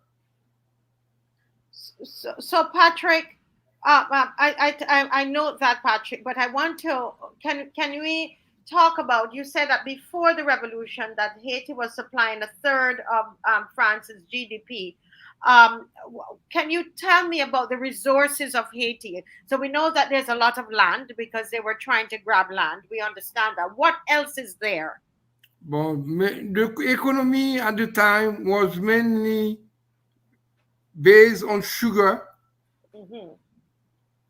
coffee, yes, cocoa, and some wood. They were exporting wood. That's one of the reasons why the country is so deserted. At the time, they were exporting wood also. Wood. Sugar, coffee, cocoa, wood. Yes. Someone is saying that there's a lot of talk about uranium. Is that true? Is that Haiti has a lot of minerals? That's one of the myths that some folks are talking about, but I have no evidence of that. You have no evidence of it. Let me. There's some gold, some copper, and but that does not amount to over $20 billion. Copper, you said copper, Copper, yes. and there is gold as well. Gold, yes, there is some gold in the north of the country, Mhm. and that has been valuated at around 20-25 billion dollars. Billion. Billion. Wow. Huh. Anything else you want to say about the wealth of Haiti? Um, Uh, Kat? there's a lot of myths about uranium and stuff like that, iridium, but I have no evidence of that. Okay. I've not followed on any research on that that shows the evidence. Okay. But Okay. Marcia, if I may add, just Yes. in terms of the size, like one of the small islands of Haiti, Lagonave, is bigger than Barbados. One of Okay. the, how many islands? How many? You said one of the small islands. Yeah, there are many other ones. So, for instance, Tortuga, Île de la Tortue, which is famous because of where the pirates used to go, etc. That's another island. Lago Nave is another. Lago Nave, like I said, is bigger than Barbados because I remember once looking at the size. And yeah, there's a lot of riches. But the question is sometimes when we talk about how much gold, iridium, and blah blah blah, it really doesn't matter. Like the Congo is the richest place on earth right now. The question is not what exists under the land; it's who is exploiting it. And Mm-hmm. the fact is, the Europeans have managed to make sure that whatever exists in Haiti, they confiscate it, just like they've confiscate what's happening in the Congo today. So Mm. the gold is evident because the gold that Christopher Columbus was stealing was surface gold. They did not have sophisticated equipment to go inside of the land. And there's been Canadian companies, American mining companies who've done exploration, so they know that the whole northern part of Haiti and Dominican Republic is filled with gold and silver, etc. So that's documented, and it's in the billions of dollars. But there's also rare earth in Haiti. The problem is right now When you said so, you skipped over that a bit. You said rare earth. What are you talking? yes, but the thing is, Explain. like Explain. Patrick said, a lot of these things are at the level of speculation Uh-huh. because Haiti is an occupied territory. There are places in Haiti right now where natives cannot go. When the MINUSTA, the foreign troops were there, they encircled certain areas where the natives were being chased out of their lands. So that's why unless you have an established Haitian government who can Ah. do the research and publish it and have it discussed in parliament, Mm-hmm. y- you will be always in speculation about I what see. exists and what doesn't exist. Yes, yes. Makes a lot of sense because it's important, Dr. Prosper, for us to establish that because we're going to now talk about the occupation of Haiti.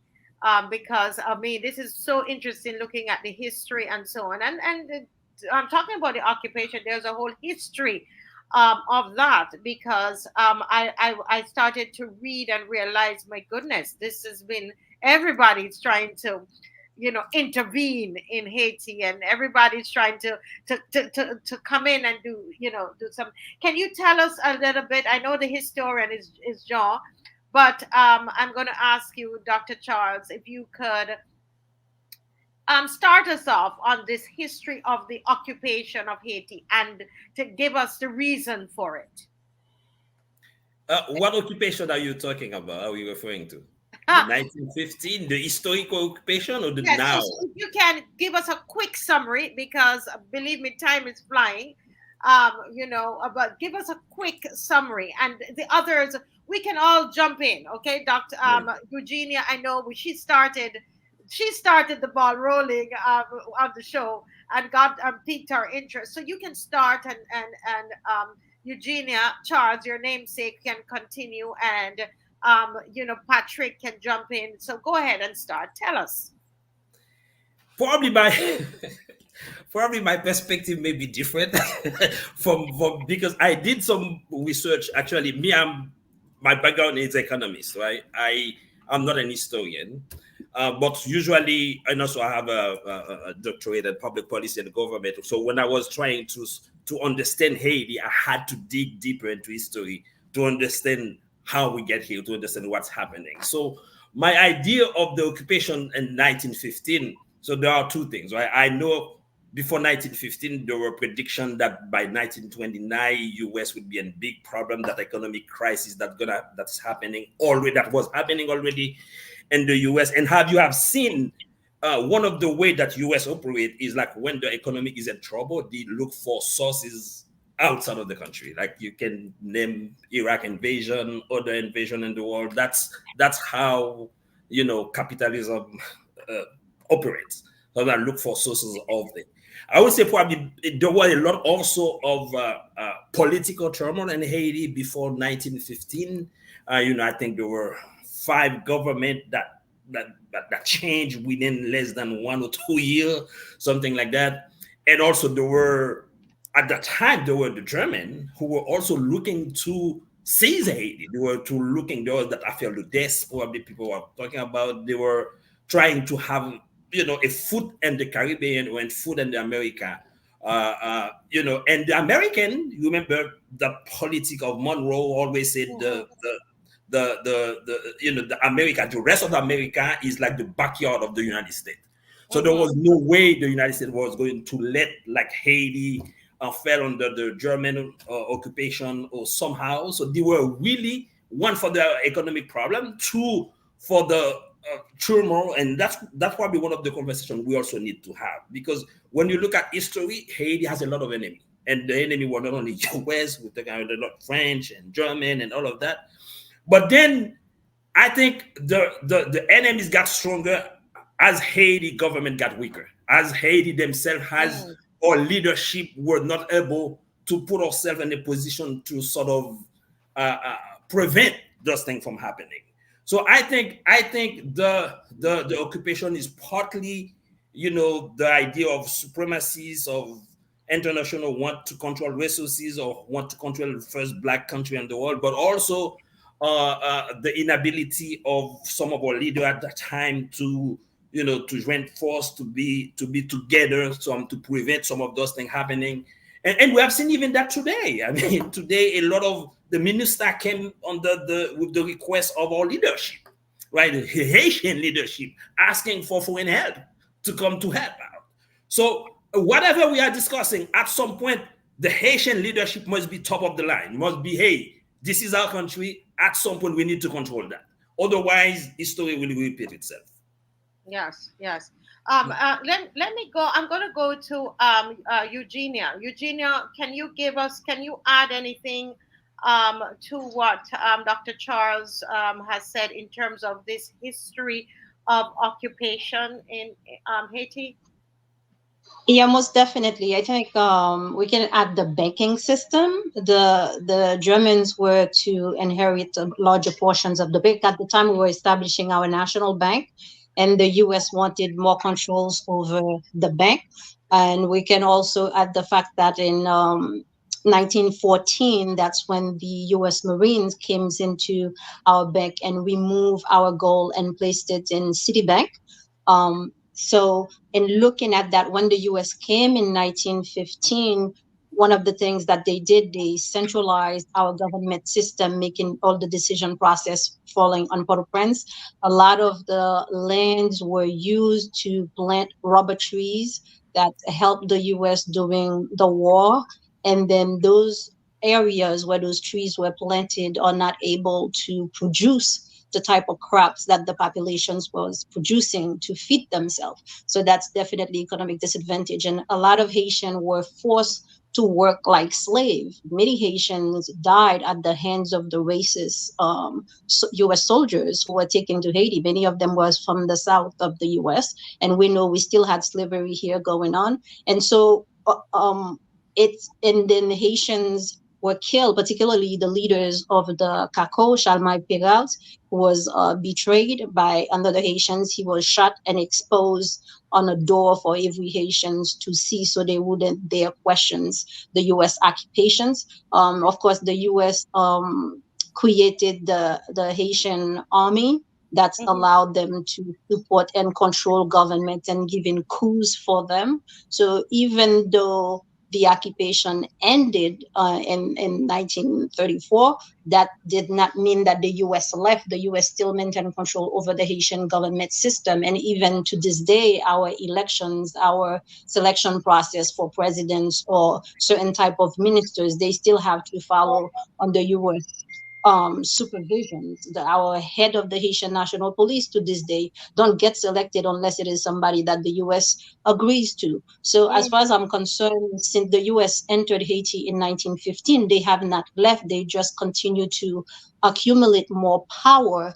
Unfortunately, also weaken the political structure and government system, making it where all the Haitian politicians now are more attached to their visas than they are loyal to the country itself. So I think as we're looking at moving forward to end the occupations, is for Haitians to develop conscience, is for Haitians to become patriotic, is for Haitians to put Haiti first. What we are seeing on the ground today, it is the policies of the United States that allow us to have the gang. Yes, the Haitian leaders could have done better, but I say the weapons are not made in Haiti. The bullets are not made in Haiti. They are coming from the United States, and that's something the U.S. can stop. Our economic system, when we're looking at the way the peasants are eating, and you talk about earlier Haitians who are eating dirt, we have to look at the impact of the policies of the World Bank and the IMF.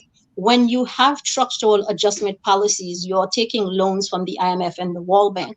Those loans do not allow the local government to provide subsidies to the populations. We used to be able to feed ourselves.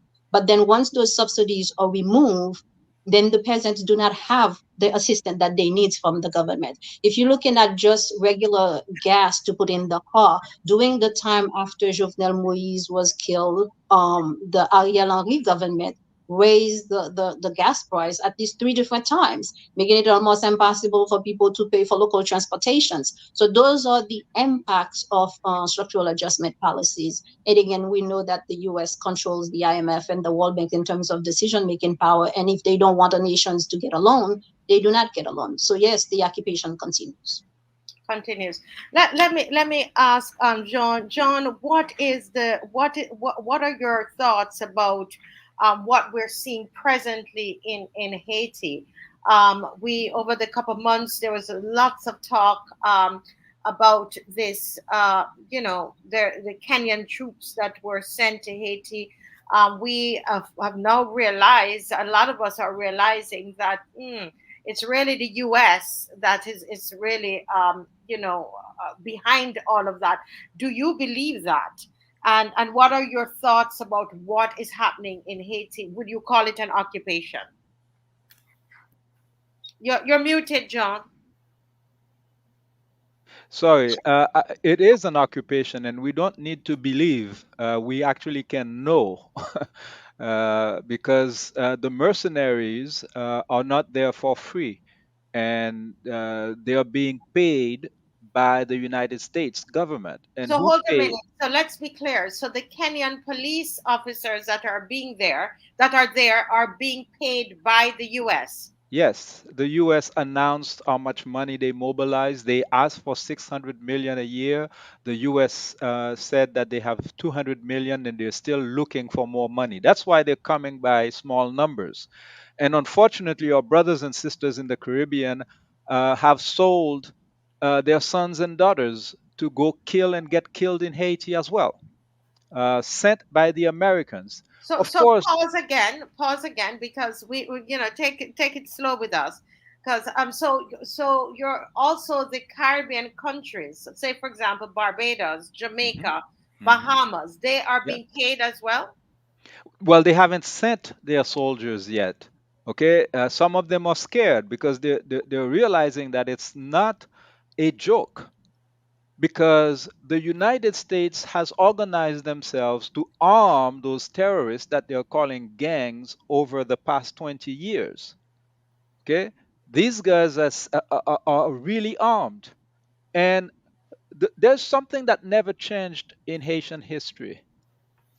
The small minority of non Africans who Mhm. occupy the economy of the country always require a force of repression to secure its vices, its crimes, its impunity on the island. So when they had the so called Haitian military, which was a fake military that never fought any foreigner but was really at the service of that small group of non African Haitians. Okay. Now, this army doesn't exist anymore. This is why when the United States conducted a coup in 2004, precisely for the reasons that Eugenia Charles mentioned earlier, the IMF and the World Bank are economic arms of the imperialist powers, Mhm. and they did not like the fact that for the first time in Haitian history, you had a government that was investing 16% of the national budget in healthcare, 20% in education. That was the government of Aristide. The United States overthrew that government, but in order to subdue the population, because it was a popular regime. I was there in 1990, so I know how many Haitians were traveling to Haiti, not away from Haiti, when Aristide was president. So the Americans sent the United Nations so that they could keep the population subdued. This is exactly the role of the Kenyans and others. You see, since they've arrived, how many gang leaders have they killed? How many of the oligarchs, okay, these 15 white mafia families who control the economy of Haiti, Gilbert Bidjo, Sheriff Abdallah, Reynald Dib, who are in the report of the United Nations confirmed as the people who created the gangs, how come they are not arrested? Well, Mm. that's because the plan is not to disrupt what exists in Haiti, but rather to consolidate it. The Kenyans are sent to Haiti to do exactly what they do in Kenya. Black youth who are demonstrating against the policies of the IMF and the World Bank, who want to see a redistribution of the wealth of the country, when they rise up, they're going to send the mercenaries against them. And they will do exactly what they do in Kenya. Mhm. And unfortunately, now I see some people ask, could barbecue be a supporter? This is the same game that the French are playing in the Sahel region in Africa. They arm both sides. Okay, Mm. it's a minstrel show. Okay, the black soldiers who are committing fratricide in Haiti, they are all of their weapons are coming from Miami.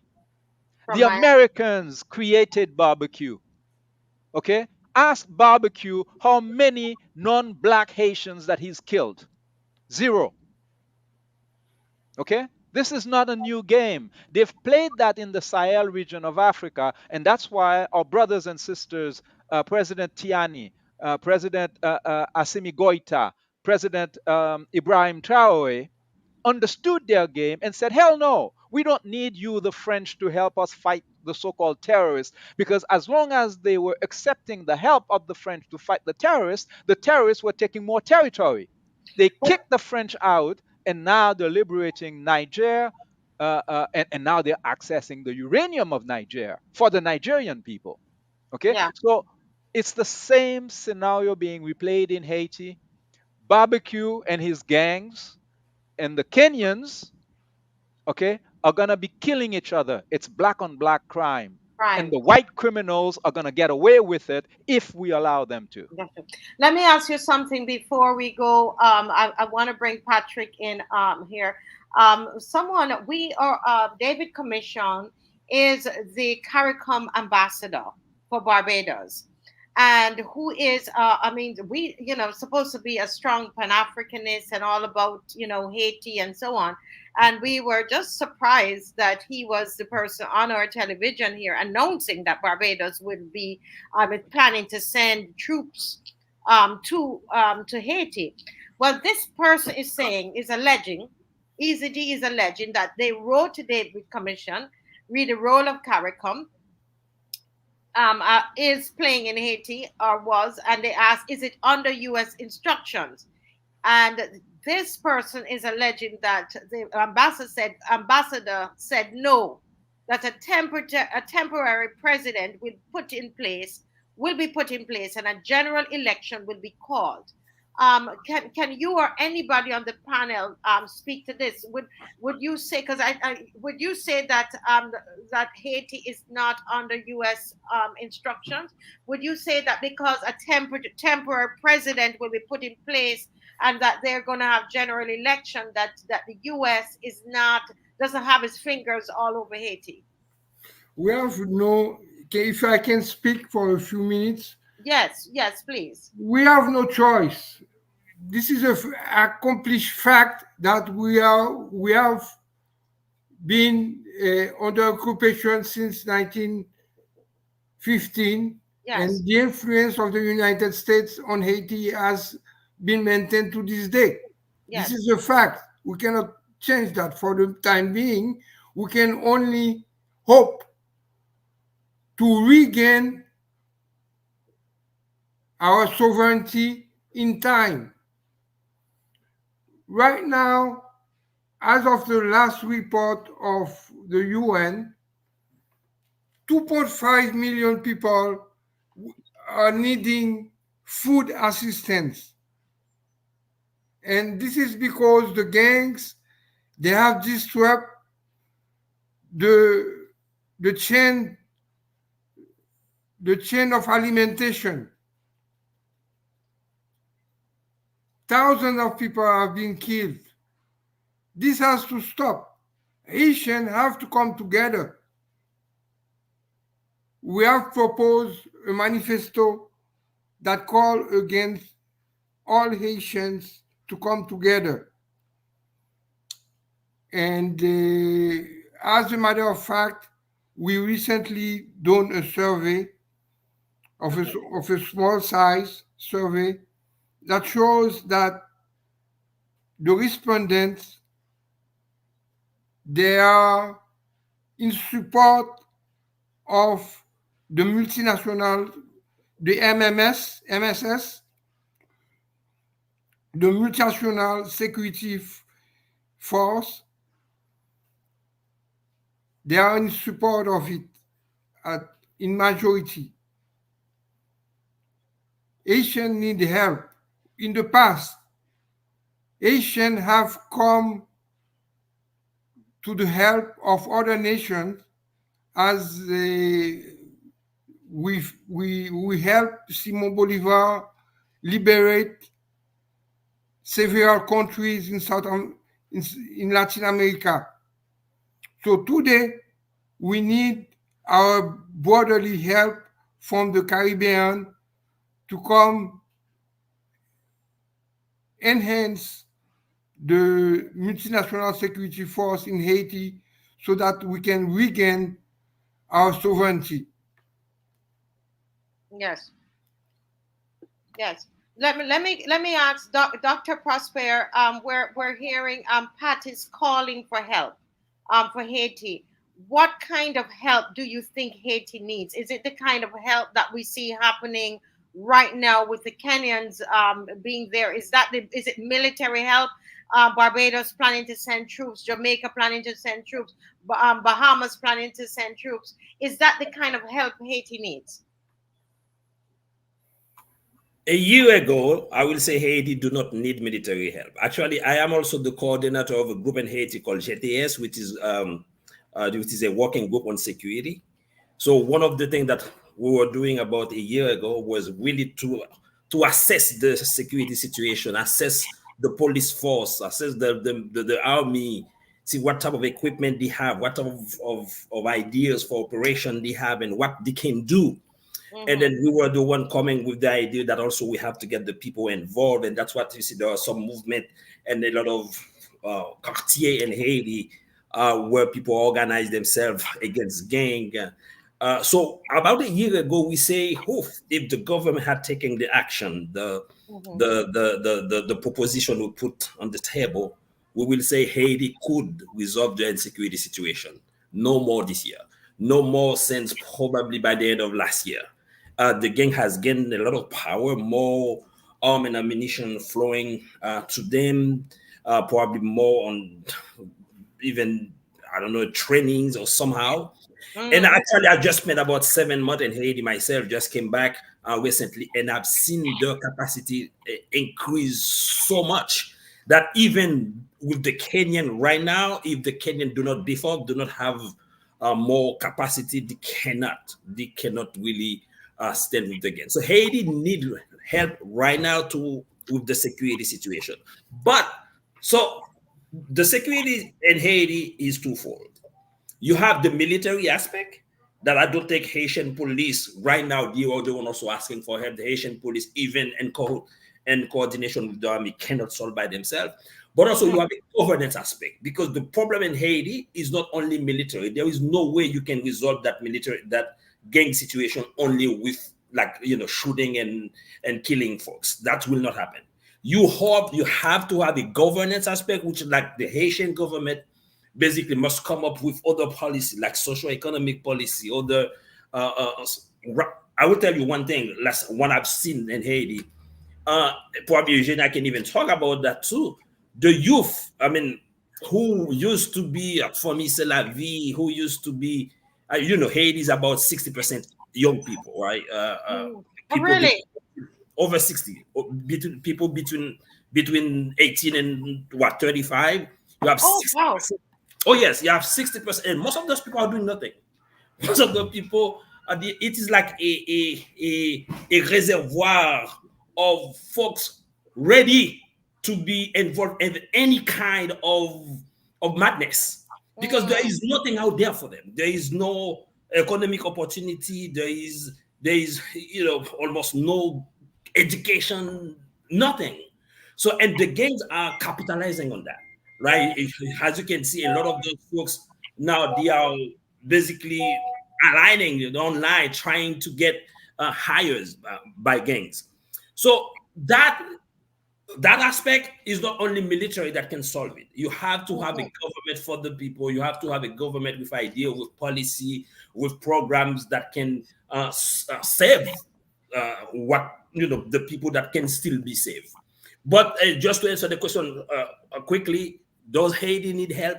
Absolutely. Haiti, in terms of that military aspect, Haiti cannot do it alone. And when I see some people in the Caribbean, like in Barbados, and I see the Kenyan, and I see some folks, and I know the Americans are paying for it, and I say, is it the right strategy? Why Americans are paying, for what Haitians should be doing? We have asked for help to strengthen the military. We have asked for help to strengthen the police, and before those help did not come, I mean, the way they're supposed to. Right until now, even just recently, they start talking about the Haitian army, but they were the one who put an arm embargo, and the Haitian army, who could not basically, rebuild itself. I mean, assuming the Haitian army was also not good for the country with all the coup d'etat serving the U.S. purposes. But we are talking about a new generation, a new strategy, new form of army that is more people focused than international focused. So there is a lot of work that needs to be done. But to tell you the truth, I don't see Haiti being able to do that itself. That Wow. Haiti cannot do it. Wow. That needs help, but is it military? Let me go to Eugenia. We're talking here about. I mean, there's this group of young people. I didn't realize that. About he's saying about 60% between 18 to 25. In Haiti. When I think of that group, I mean, the country they could turn this thing around. It's a lot of young people. What kind of help it would be needed for that group of people? Do you think, Eugenia?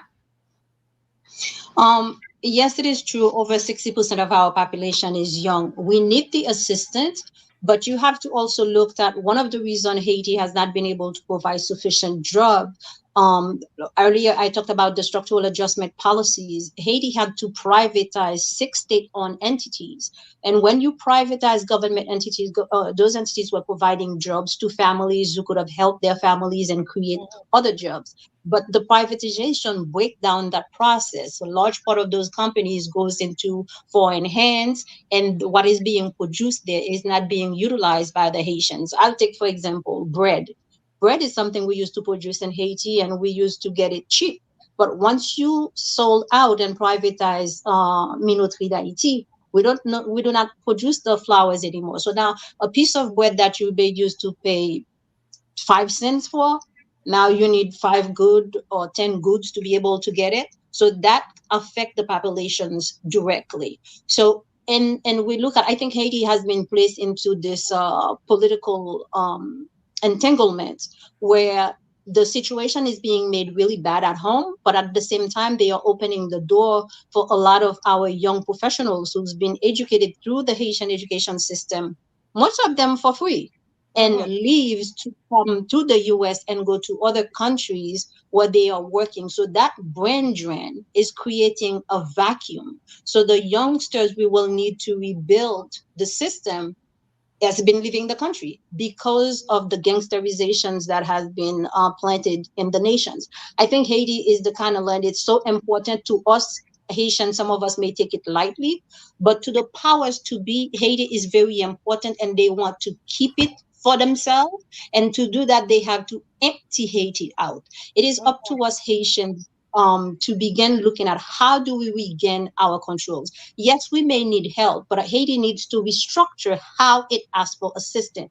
You cannot have a friend who's chopping off your hand and expect that friend to come take a bandage and help you sew it back together. For me, Right. that's how I see the relationship between Haiti and the United States. So Haiti needs to take a step back, perhaps close out its bilateral relationship with the United States for a moment, just to restructure the country, redecide how they're going to strategically align with the US, whether or not that is feasible for us. Because from 1915 to present day, 109 years, it has not been beneficial to us. We need leaders who have the backbones and the capacity to work and make a hardcore decision that may not pleases the United States, but please the interest of Haiti and the interest of Haitians. When you have US controlling our airspace, our water, that is not a country. That is a country that is under occupation. So to regain our sovereignty has to be, we have to become economically independent of those power to be for us to move forward. And the Haitians who needs to do that are Haitians who are not willing to just write papers and do things to pleases the Americans or the French or the Canadians. We need a hardcore groups of Haitians who perhaps we may have the backbones of Toussaint, the backbones of Dessalines, and then present day leaders to come together and strategize and do that. But we must do it quick in order for us to survive as a nation. Yeah. Oh wow. I want to hear from you, John. So this is the Kenyans are there now. You started to allude to it, but how effective is what the operation, what they're intending to do? There's a transitional government there. Is am I saying that correctly? And how is it working? Is it, in your opinion, is it working? Can you give us an update on it? Is it working? It depends on whether you're talking about its official objective or its real objectives. These are two different things. Of course, their official objective is to go help Haiti. That's what every occupation force claim. When they got there, and the pictures were making the rounds on social media, where the Kenyans were seen in front of the U.S. embassy in Haiti. That's where they were posted. Okay, Hmm. but that's I wasn't surprised to see that because that's who's paying them. Okay, and earlier they said they're not going there to fight gangs, but they're going there to secure infrastructure, special infrastructure. Who owns special infrastructure in Haiti? I can tell you it's not the impoverished peasants who cannot travel. Okay? So the former US ambassador, Pamela White, published in the Caribbean newspapers and in the United States in August 2022 the real objective of the mercenaries. She said the private sector in Haiti, Mm, and this is a code word. When you hear private sector in Haiti, it means the 15 white mafia families: Bijo, Madsen, Brant, Aped. Okay, these people who don't look like the majority of the population of Haiti and who control about 80% of the economy. mhm, She said, Pamela White, the former US ambassador who's close to Michel Martelly, okay, when she was there in 2012, 2015, these people should put money, stop playing games with the gangs, so acknowledging that they're the ones who funded and created the gangs, and put money so that mercenaries can come and fix the country that had made them so rich. You can go and verify what she's said. Okay? So that means the Kenyan mercenaries are there to maintain the established disorder. And that's what they're doing. Now, the question is, what do Haitians want? Okay? Like I said, we once had a government not too long ago that was investing 16% of the national budget in healthcare. mhm. Somebody asked earlier, where is President Aristide? Well, he was kidnapped by the Americans in 2004, kept in African exile for 7 years. He returned in 2011, went to court in order to regain access to his university that was closed by the occupation forces, reopened his university, and since 2000 and I believe 18, every March graduating hundreds of doctors, lawyers, architects, these young people that we've been talking about, who are looking for opportunities to gain education, higher education. That's part of the solution. So, what CARICOM should be focusing on is getting Haitian universities to connect with the University of West Indies so Mm. that we can have exchanges, so that stupidities like what we were talking about earlier, people thinking that Haitians are jumping from tree to tree, eating each other, can come out of our heads because we meet on campus at the university in Barbados or in Jamaica, so that your students can come to Haiti and realize that they don't get eaten by their cousins. Okay, that's what we need to be doing. Now, Barbados is barely independent. I celebrated with you, brothers and sisters, when I heard that you finally kicked out that stupid monarchy. When we A few, became a republic, yeah. yeah, okay, whether you call it a republic or not, it doesn't make sense for some white people in England to control Barbados. That's, it was about time that it happened. But now I see, Mia Motley collaborating with the Europeans and the Americans to go and invade Haiti. Like, we cannot continuously sing Haiti, I'm sorry, like David Ruther. No, there comes a time that you are sorry too much, because the betrayal of Haiti, because what they're doing now is establishing a precedent. You see what happened in Venezuela the other day, right? The people there have an electoral system that is far superior to what we have here in Canada, certainly superior to what they have in the United States. They organize an election, they choose their president.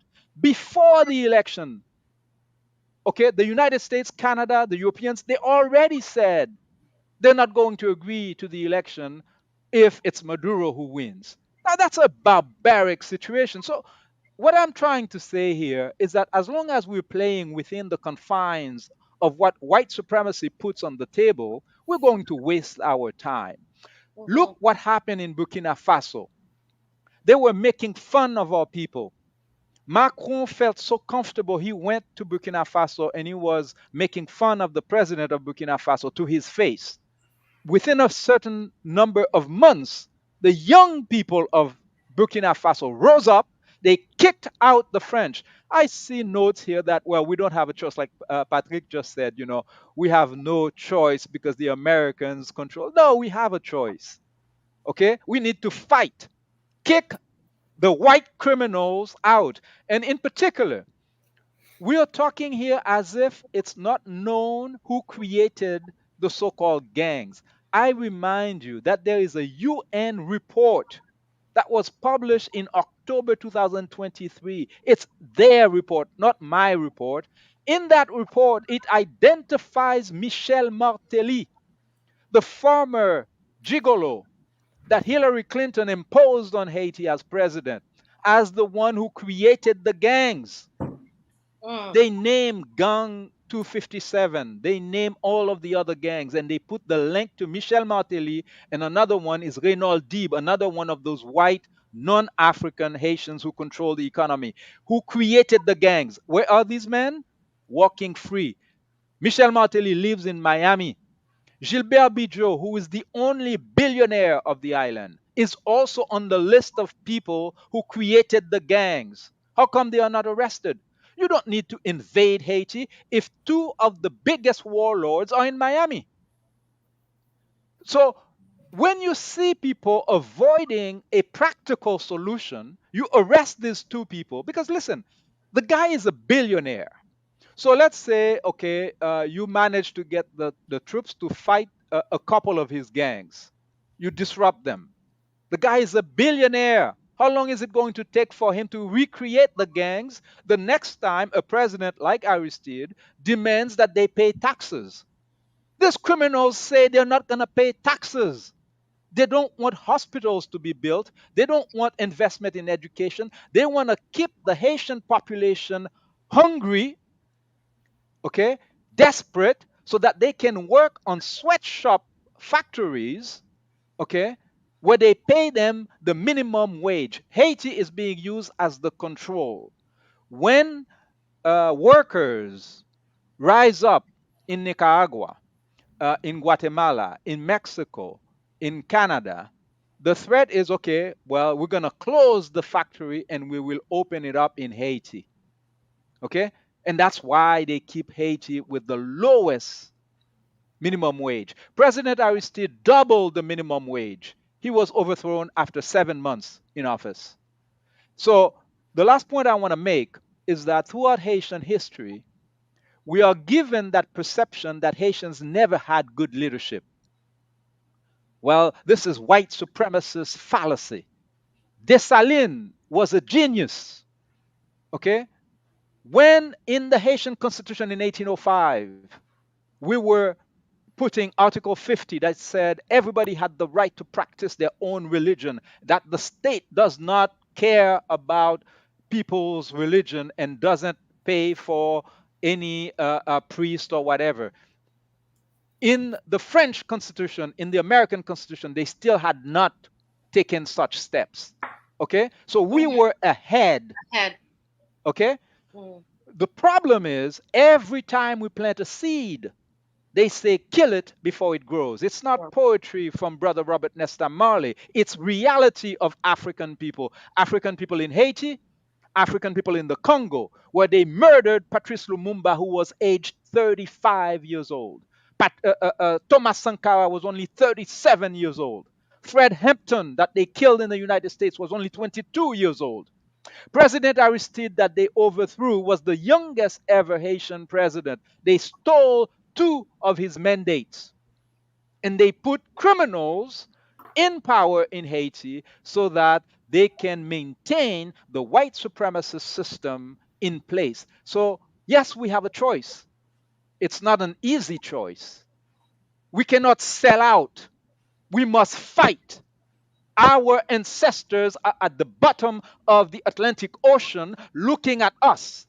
Are we going to stay in the big house with Massa, okay, singing and dancing while our brothers and sisters are dying? Yes, there are people who are eating dirt in Haiti today, okay? But you know what? There are brothers and sisters who are eating dirt in New York today. Okay? There are places in Canada where I live where people don't have running water. Right. So it's not a question of the country. Countries are not rich or poor. Individuals, people are impoverished. So the black people of Haiti have been impoverished, and we need to fight on their side. And our brothers and sisters in the Caribbean who are paranoid about, millions of Haitians invading their islands and stuff like that. You have other things to worry about, brothers and sisters, because the day might come when you are running and you might need to go to Haiti to find shelter. And I Yes. can tell you, they're not going to welcome you in Miami, because Africans are not welcomed anywhere when we are not the ones running the show. Mm. Wow. Wow, wow, wow, a mouthful. Oh my goodness. Well, we literally have 12 minutes left in this segment. And Eugenia, you have just opened up with this. Do you see how many questions I sent you guys? And some of them have been answered. I realize some of your questions have been answered as the discussion has gone on. There's one about they want to know that the separation in terms of Santo Domingo and so on. I sent some of them to your WhatsApp. If we can at least answer that one. But before we go, I want to ask all four of you, because this has to be part one, Eugenia. We'll talk about it. But I want to know from you, what do you want to say to us here in the English speaking Caribbean? What's the last thought you want to leave with us for each of you? Right? Each of you, you have what? It's about 2 minutes each. Okay? I will start. I will Yes. start. I will say to my fellow brothers and sisters in the English speaking islands, the fight in Haiti is also your fight. A free and sustainable Haiti is a free and sustainable place for all Black people. We are the beacons of freedom. Haiti is being suffered, is being abused because we dare to be free, because the silent decided this was going to be the place for every oppressed individuals to come and be free. So don't look at Haiti and think, oh my God, they are hanging from the tree or this voodoo things. Think about your freedom, because privatization that impacted the Haitians' life also impact your life.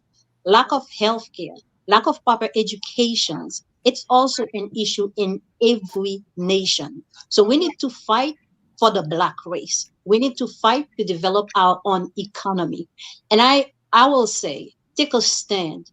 If your soldiers are coming to Haiti to battle with us to fight and rebuild the nation, it's one thing. But if they are coming to commit Black on Black crimes, I don't want them in Haiti. Hmm. Thank you so much, Eugenia. Let me hear from Patrick.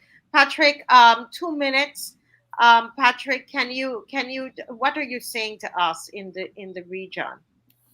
So I strongly support, like most of respondents from the survey that I did, they strongly support the multinational security force. We're looking for having our Barbadian brothers and sisters coming helping us in a support role, not a leadership role. That's all I had to say. Yes, it's in a support role. Okay, no problem, no problem.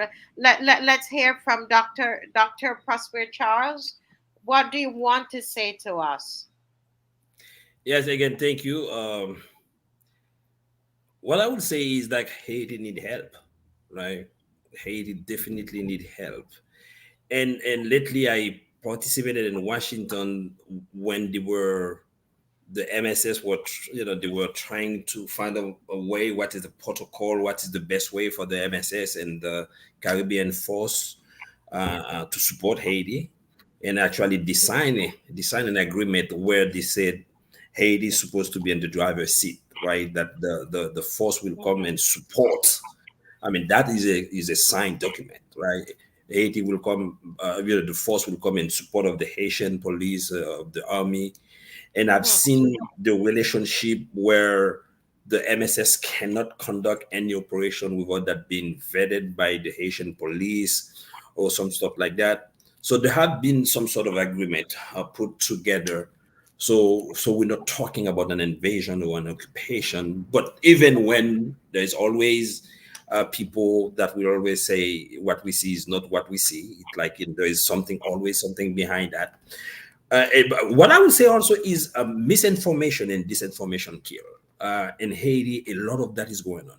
I mean, the Mhm. truth sometimes Haiti has the ability, or folks in Haiti has the ability to talk. I mean, remember, this is the mother of all resistance. Haiti has the ability to resist invasion, resist occupation, fought against slavery. We can do all of that and we can talk eloquently about this. But then look at the country. Look at the reality. Mhm. The reality is whatever we say, whatever the invader, whatever the colonial, the colonizers, of course they play a role. Of course they came to even ask for forgiveness. Look at what Bill Clinton said with the rice production. A lot of that, a lot of those people have been coming back to Haiti. Oh, I forgive, please ask for forgiveness. But where are we, Haitian? Who are we? Why we let that happen? At some point, I think I want to build that Haitian leadership, that local capacity that is so strong to prevent all those things from happening.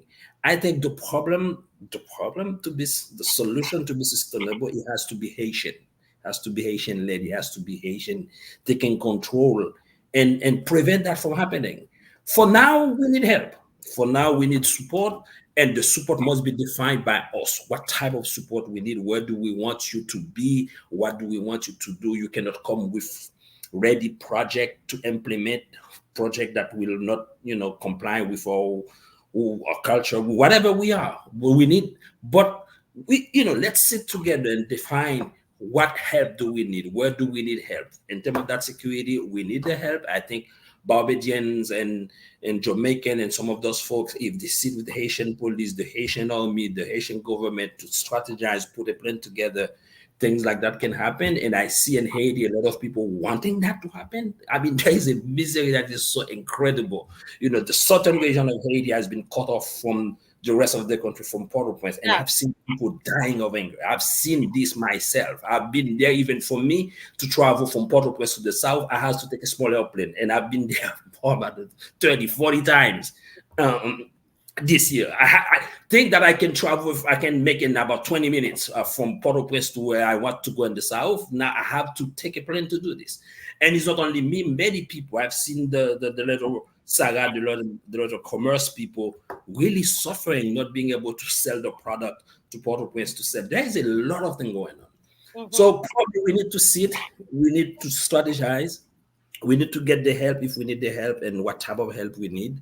And but probably perhaps pretty soon we will get the country where it's supposed to be. But Yeah. for now we need help. Thank And you. yeah, and part of what is happening here, John, is the help that we need, and we need more of these kinds of forums, where we are educating the people, so that when you are settled, we can come. We want to come. We want to go to Haiti. We want to come. John, we're going to leave you with the final 1 minute, just to say what else do you want to say to us, here in the Caribbean? I would say the best way brothers and sisters in the Caribbean can help Haiti is to do some more research about themselves. You don't actually need to go to Haiti now. Buy a plane ticket, go to Africa, go to Benin. Then you will realize that you are an African just like the Haitians. Mhm. And that will go a long way. Mhm. Okay. I mentioned earlier that my father and my grandfather were priests in the Episcopalian Church. So I also grew up kneeling at in front of pictures of white Jesus and all of these other white statues. But I am an adult now. and I have thrown away the images of the white man and understand that all humans are humans. There are no devils. The devil lives in Washington, D.C. Okay? The devil is causing black children to die today in Venezuela, which is a rich country. I was with tears in my eyes at the airport in Venezuela not too long ago, watching this black kid who was living in an oil rich country. And the reason why he's in poverty is because the United States government has put an embargo on his country until they manage to put their own puppet in that country so they can steal the oil of Venezuela. This is the courage we require in the Caribbean today. Yes. Okay. Now, when you see the Haitian government, that thing that they're calling a Haitian government today, voted against Venezuela, this tells you all you need to know. This is not a government. All of these are puppets. We as an African people cannot settle for this mediocrity. Our brothers in Africa are showing us the way. That's why I keep on pointing to Niger, Burkina Faso, and Mali. Yes. That's where we need to look. We need to take our countries, not half freedoms.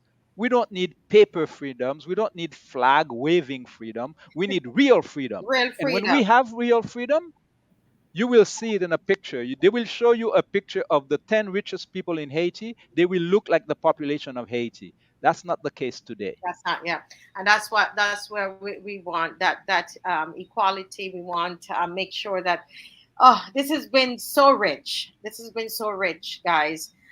Thank you. It's the first of many. I shall be calling on you guys again. Thank you, Eugenia Charles. I want to publicly thank you for this, for putting together this great team for us, and for the education that we received tonight. Dr. Prospere Charles, thank you for your time. It's not going to go to waste. Patrick, Prezzo, thank you. It's good to meet you, sir, and to hear your perspective. I appreciate that. John Saint-Ville, thank you very much. It's been awesome. Thank you Thank all. you, God sis. bless you all. Thank Thank you. you. Bye bye.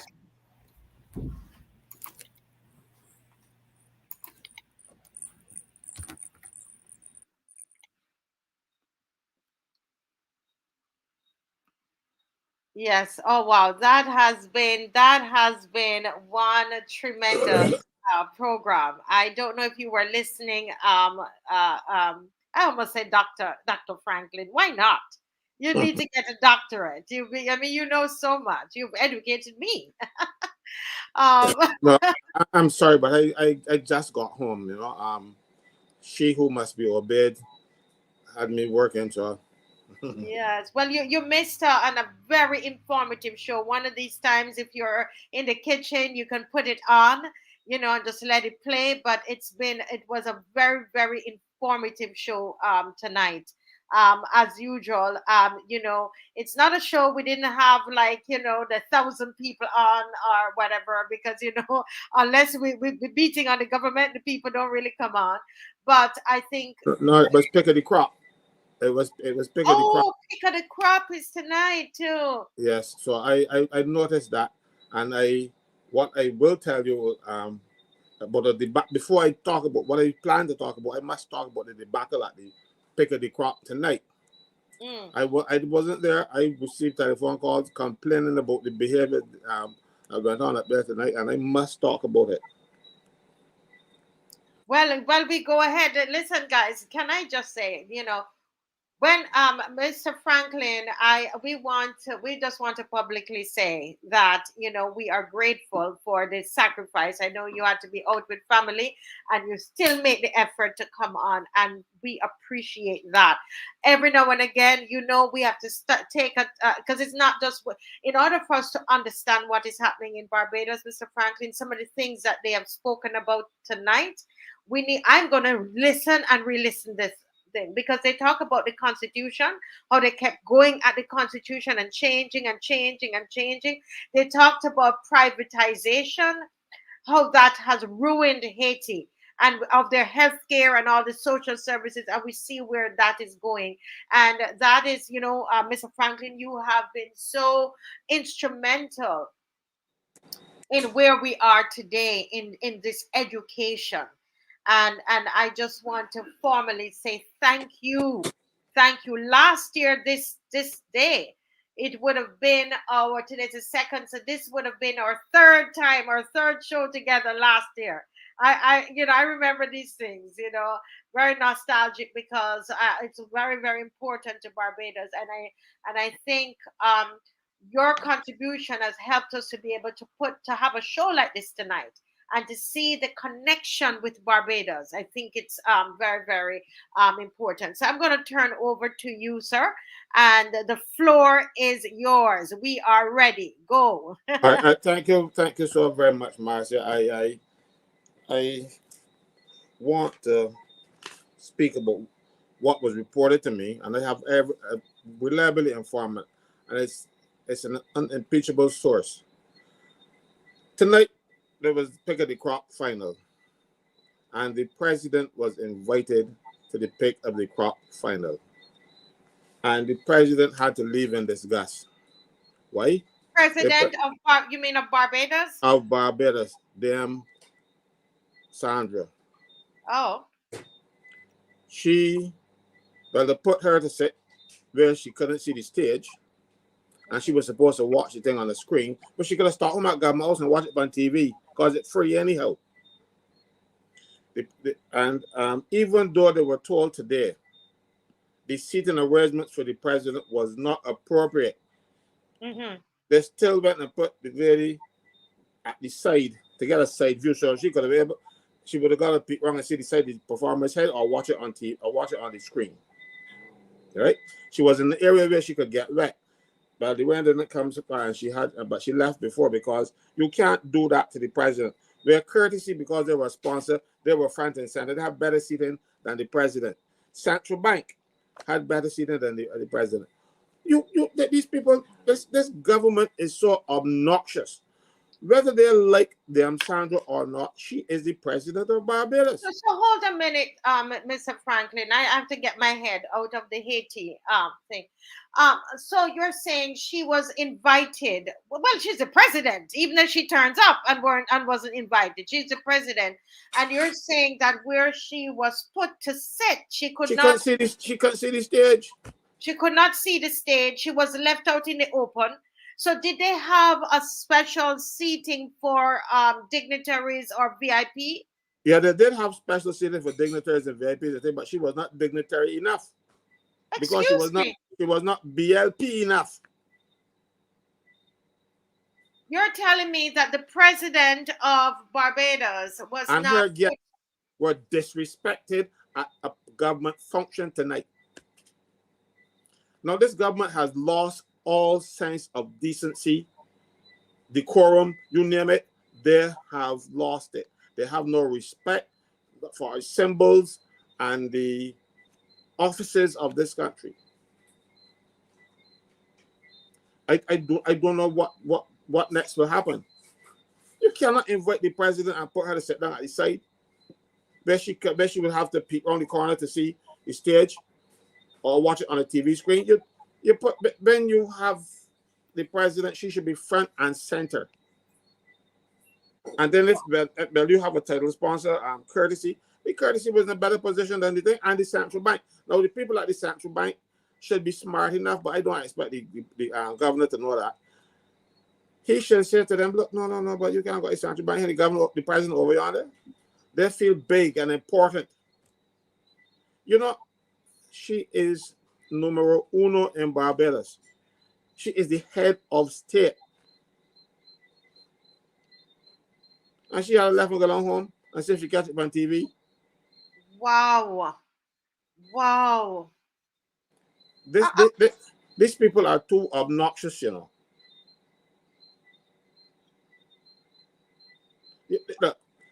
I think they have disrespect for the president. They start now, you know, when it was in the Senate, they put a bill before the House that will give the president 4 weeks vacation a year. I told them, I said, but you can't do that to the president. when her aide de camp get 6 weeks. When her what? The aide de camp, the people who serve the president, they get six weeks 6 weeks. So vacation. why would they think that she should get 4? I have no idea. You see, the thing is, if they did not know, I told them. And they should have fixed it. They didn't fix it up to now. They have no regard for the president. They treat her like rubbish. And she has to stand up for it, but she will not. She's a lady. She's not going to, mind you, if you will not hear this, what I'm saying from her, because she will not sink to this level. So let me ask you something. Is she on her way out? Well, they're going to push her out because the Governor General was in for life. The president is only in for 4 years, and the 4 years will happen during the life of this parliament. So they will find a way to they will not renew her, extend her appointment. I have every belief that she was only appointed because the people of this country started to make noise. Okay. And they didn't want they didn't want to offend the people too much. So they grudgingly made her president. But mind you, all them cursed me when they said you're doing it wrong. Understand? I said I am not opposed to her becoming president. I'm just opposed to you having a ballot paper without a place to vote. No, I'm opposed to you. Mind you, they didn't have ballot papers, so they called them tonight and tell them, I am going to vote. I'm going to say no, so you're going to get ballot papers, and you're going to have to be sent to sit down because they didn't have any plans. They're just shoddy. And I read the legislation. I sent a message to them because I really didn't want to disrupt the thing and cause Barbados to look really bad. I said, look, so the night up to 1 o'clock that night, they sort of put in place a chamber for the Senate to sit because they had none. Because they had everybody sitting together because they thought everybody was going to vote yes. I tell them, and I gave them advance notice so they can rush. And then we're going to prepare ballot papers. And the ballot papers, there's no legislation for the ballot papers. There's no rules for the ballot papers, nothing. They just rush and do it overnight. You can't put regulations in place overnight, but they're shoddy. So, Caswell, somebody's saying, Hurricane Writer is saying here, sounds like the president is not singing from Mom's hymn sheet. I remember that there was I don't know if it was leaked, it was intentionally leaked, or it was something that was just out there recording, and she was totally against any kind of indoctrination of our children about gender and all of that. She was totally against that. She was. I remember seeing that. So that's probably why she's been ostracized now too, because she is not. She can't call herself a Christian and I think she is. She can't call herself a Christian and support the nonsense that the government is doing, especially when it comes to LGBTQ, whatever else letters they're using these days. You still have to have some respect for yourself. But enough said about that, because I want to go on. The first thing I want to touch is male assault weapons ban. So if Dave could play the clip with Dave, you ready? You ready? With Kamala Harris. It's called mere assault weapon ban, right? Yes, mere assault weapon ban. Right. Let me see if he's ready to go. Yes, you can start. Let me see what's happening there. Okay. Speak a bit. Okay. Start, well, and then I'll tell them, and they will see the clip after. That's all. Yes. The Vice President of the United States, Kamala Harris, she was being interviewed by the press, or some members of the press, and about this assault weapons ban. All right? And she declared that she will sign an executive order within the first 100 days of her becoming president of the United States, basically to confiscate assault weapons. Who got them to take them away? Right? And that was the Monday. Tuesday, our Prime Minister, I'm going to touch the Rush Bail Act with this thing. I put the two together because we got 942, so I put the two together. And the next day in Parliament, our dear beloved Prime Minister declared that Barbados, that she wants an assault weapons ban in Barbados too. You know what I mean? That is so asinine, it's ain't funny. Because, Marcia, Barbados has a complete ban on all guns. Not assault weapons and none that. Pistols, rifles, handguns, whatever you name it, there is a ban in Barbados on it. And the only way to get around that ban is to apply for a license from the Commissioner of Police or smuggle them. So the Prime Minister now, she likes jumping in and with these pretty things and talk a lot of nonsense without understanding the issues. The issue isn't a new bail act or any assault weapons ban. I will get to what the issues are. But let me just finish off the point I'm making.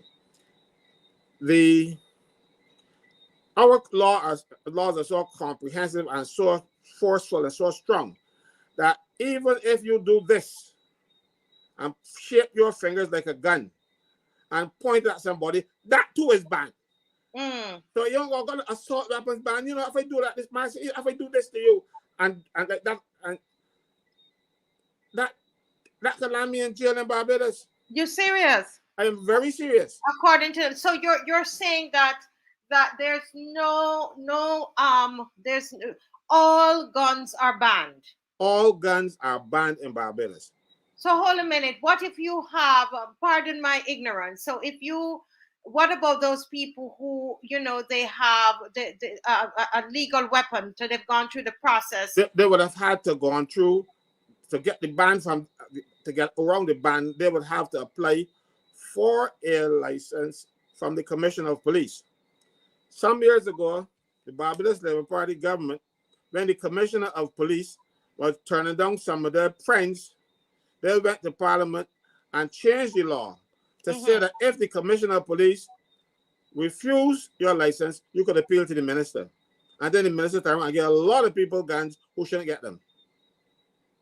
So Caswell, could it be that she's saying that even those that seek to get licensed firearm, that she doesn't want any, yeah, that doesn't make sense. What am I saying? It doesn't make sense because the police will not give you a license for an assault weapon unless her minister overrules the Commissioner of Police, you know? But Caswell, I'm trying to make sense out of Mia. Don't ever try to do that. You will not achieve it. You will not achieve it. But listen, Caswell, is it that she is really, you know how in America you have the far right and the far left, and the far left is saying that there should be no guns at all. Nobody should have any guns at all, licensed or unlicensed. Is that what she's really saying? No, that's not what she's saying. She doesn't know what she is saying. She just likes to talk, and it sounds good. So Kamala has a proposal of assault weapons ban. You want us to play, Kamala? You want us to play it? Go ahead. Yes, go ahead, Dave. Great idea, but I mean, listen, I don't think we lack for great ideas. As I've said many times, we've been having great ideas for decades. The problem is that Congress has not had the courage to act. And that is why, from the beginning, I have said, my agenda includes attempting to get Congress to act, but if they don't within the first 100 days of my administration, I'm going to take executive action. Because what we need is adding to your gun control agenda?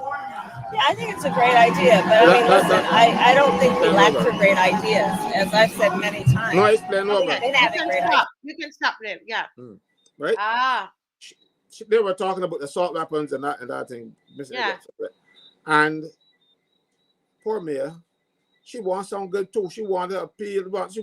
You see, she jumps onto every bandwagon, no matter where it's going.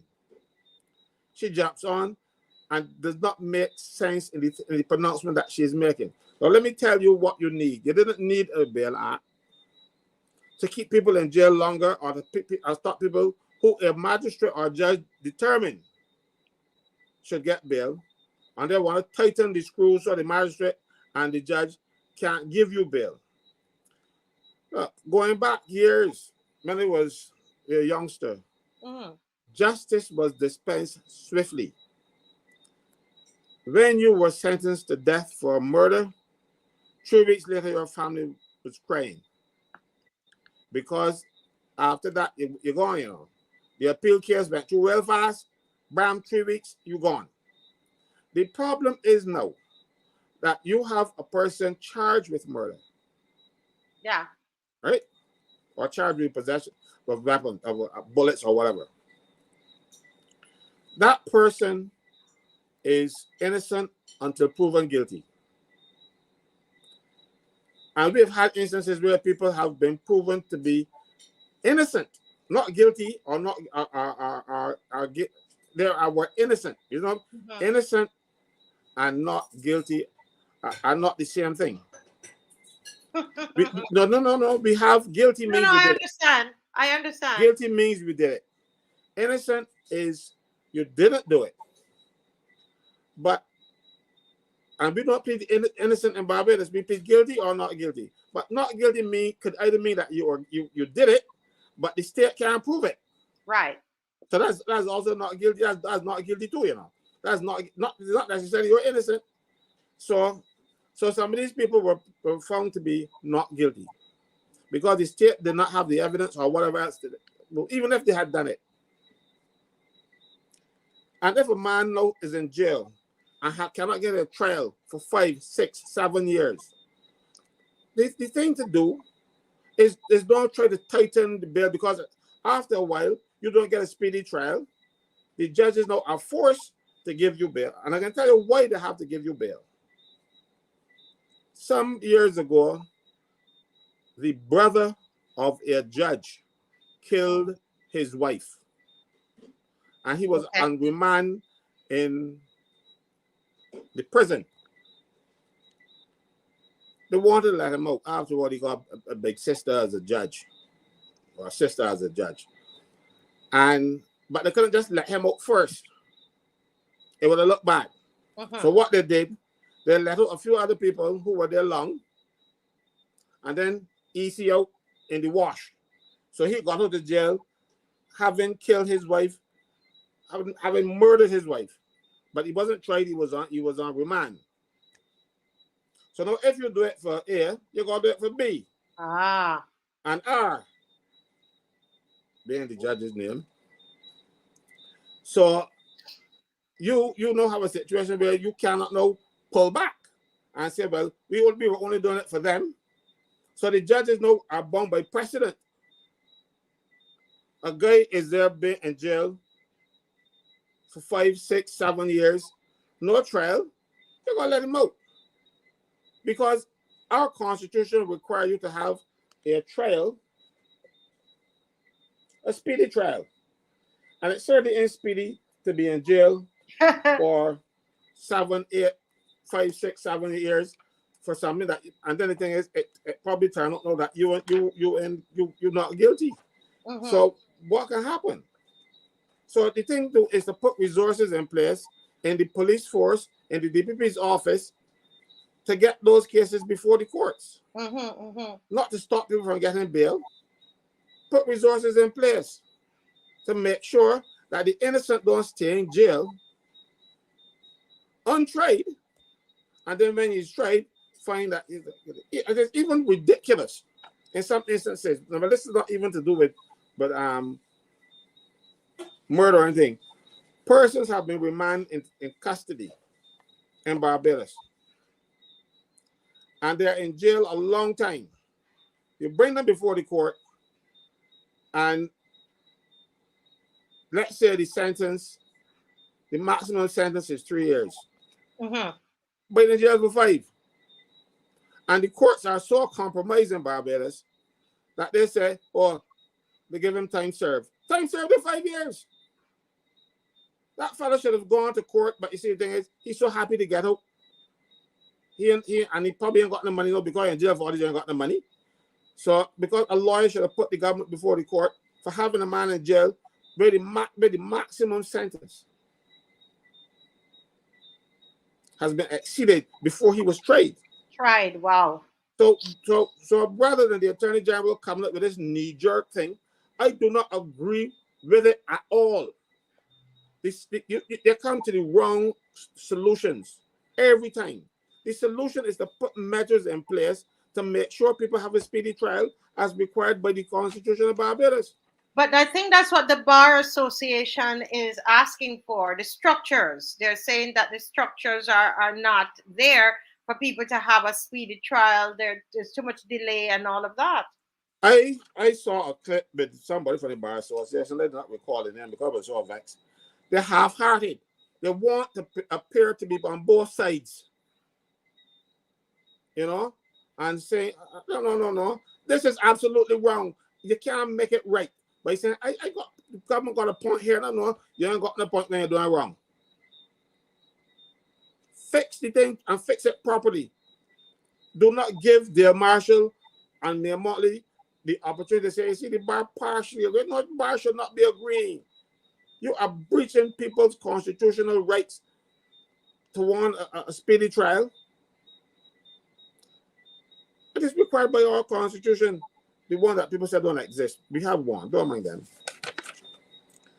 But you must be able, it says here, if a person is charged with a criminal offense, unless the charge is withdrawn, the case shall be afforded a fair hearing within a reasonable time by an independent and impartial court established by law. That is section 18(1) of the Constitution of Barbados. You don't go look far for it. It cannot be reasonable to have a fellow in jail for 5, 6, 7 years. That is not a reasonable time. And again, when a person is before the court to that thing, the judges should be required to throw out the case because you've just breached the Constitution, or the fellow should be compensated by the government for being in jail for such a long time, not coming up with an assault weapons ban and not putting the resources in place to make sure that we have a speedy trial for people. If I were in a situation where I had to be remanded for something, but it will keep me for 10 years before I get tried, then God and want me on the road. No, people, this is not a political thing. This is a thing about justice. This is a thing about how we compromise our system, our judicial, our police are all compromised because the government seems not to know where their priorities lie. And as a result, let's say we were still hanging people, right? A fella gets out on bail. He's going to kill somebody else. He can only hang you once. You know? So what are you going to do? And the thing is, a fella going to be out. And we've had people on bail for murder and going to commit another murder, you know, or 2. Yeah, that's what the leader of the opposition was saying, but actually. That is true. That is true. He's not lying. So rather than stop him from getting bail, try him and lock you up if he's guilty. Now, how would you feel to be in jail for 5 years and then find out that you shouldn't have been there at all? You can't give him back those 5 years. You can't give him back. If a fella's in jail and he has a child, that child becomes an adult behind the father's back. The child don't know him.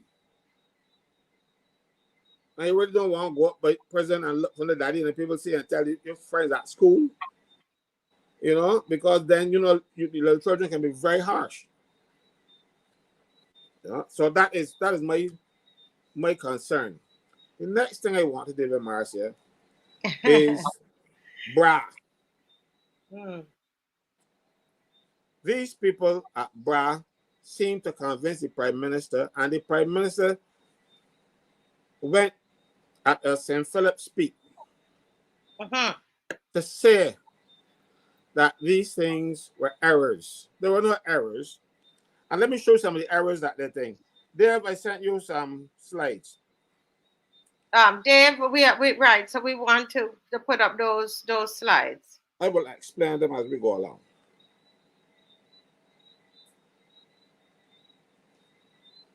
These first two are houses that are owned by people who work at BRA.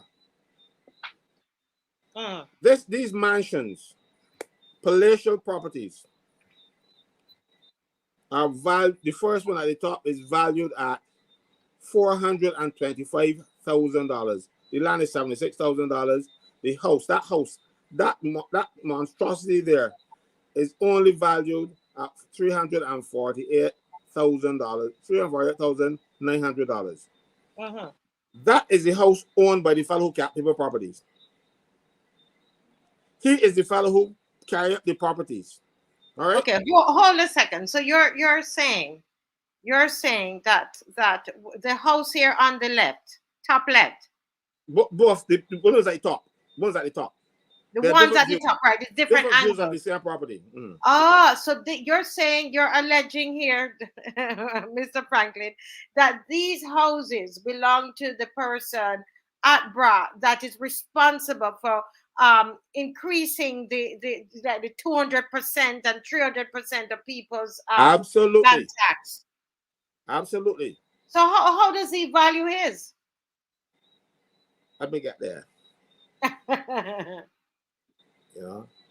Then the one below is the head of the person responsible for enforcement. This is the one they say in the flood prone area when the next door neighbors are not. All right. So this one house in the development is in the flood prone area, and they don't see how the land slope and come up. So can't be in the flood prone area. When you look at how the land slopes and moves, comes away, but they can tell the Prime Minister anything and she would believe it. Then the next house that you have there, the one, the unpainted one. Remember, this one is $425,000 owned by the man who does the valuation. All right. Next house, there's the unpainted one.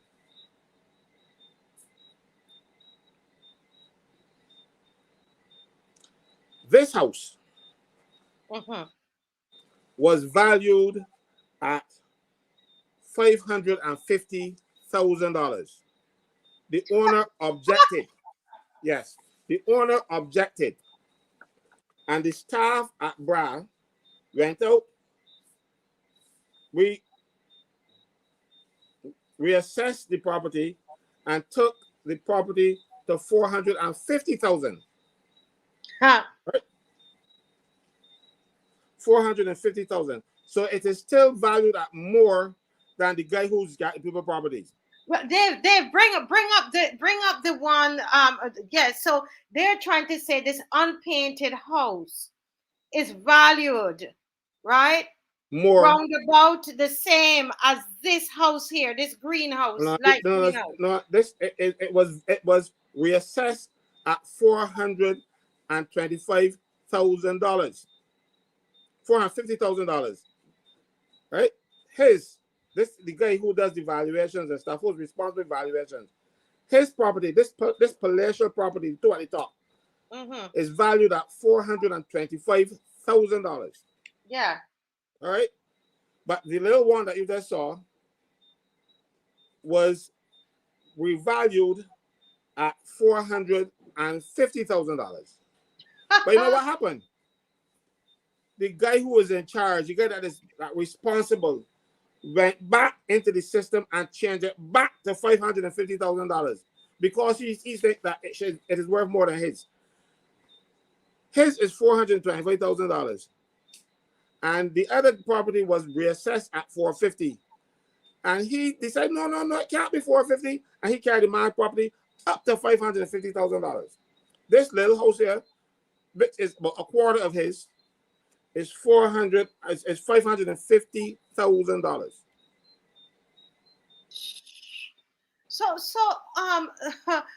Wow. And because it is that they are trying to pay less land tax. No, but watch. You see the guy big property?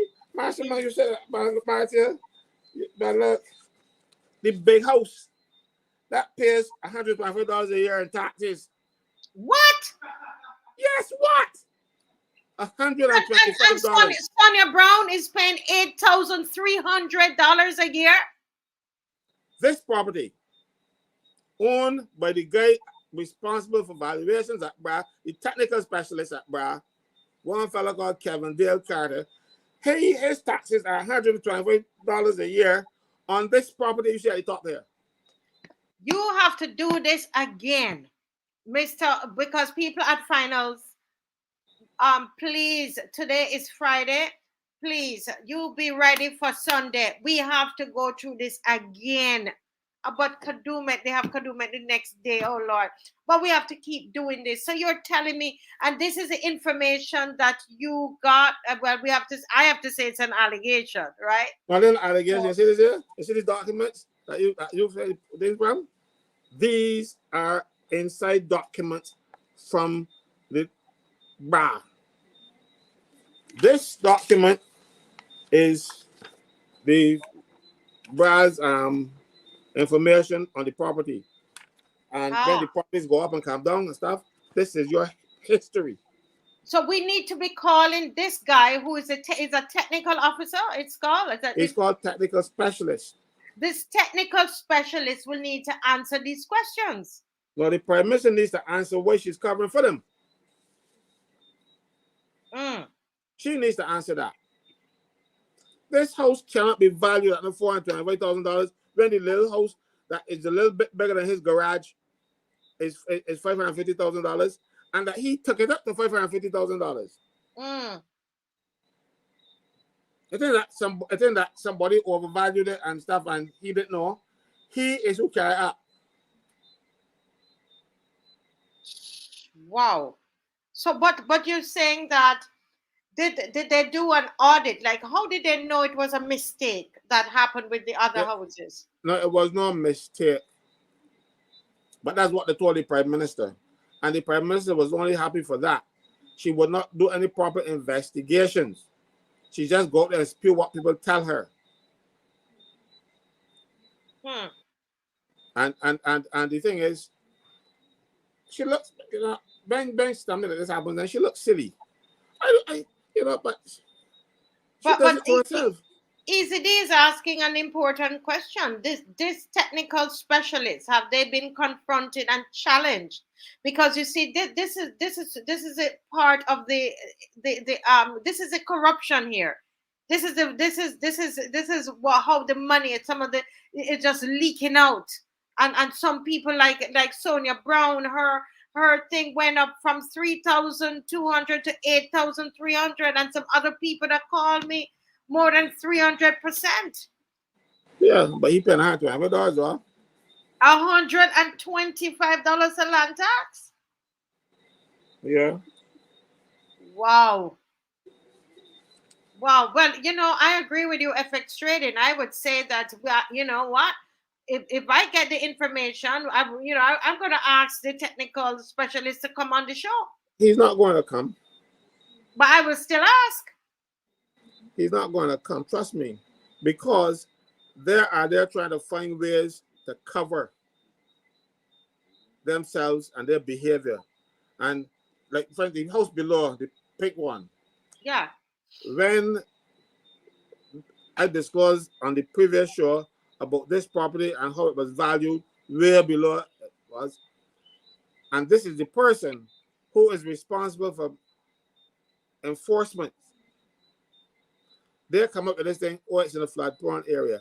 If you are in a flood-prone area, your next door neighbors on either side of you will be in a flood-prone area too. So how come they were not? But the Prime Minister spoke about the flood-prone area now, because that's what they tell her. And they know that she is shoddy, don't have any real technical knowledge about anything. She just goes off and talk pretty. And people fool her all the time. It is very easy to fool her. And the civil servants know that. All we got to make it sound pretty, and the prime minister can go off with it. Mm-hmm. Oh my goodness. I tell you, what corruption. This is corruption. And you know, I tell you, we're gonna go with these kinds of things, go straight to the people. I would love for these technical specialists to come and defend this. Because this doesn't look good. This kind of allegation is does not look good, and we need them to be able to come on. And I'm telling you, on Tuesday morning, I will send an email to them. I would love for them to come on the show and to explain to the people of Barbados why, is this true?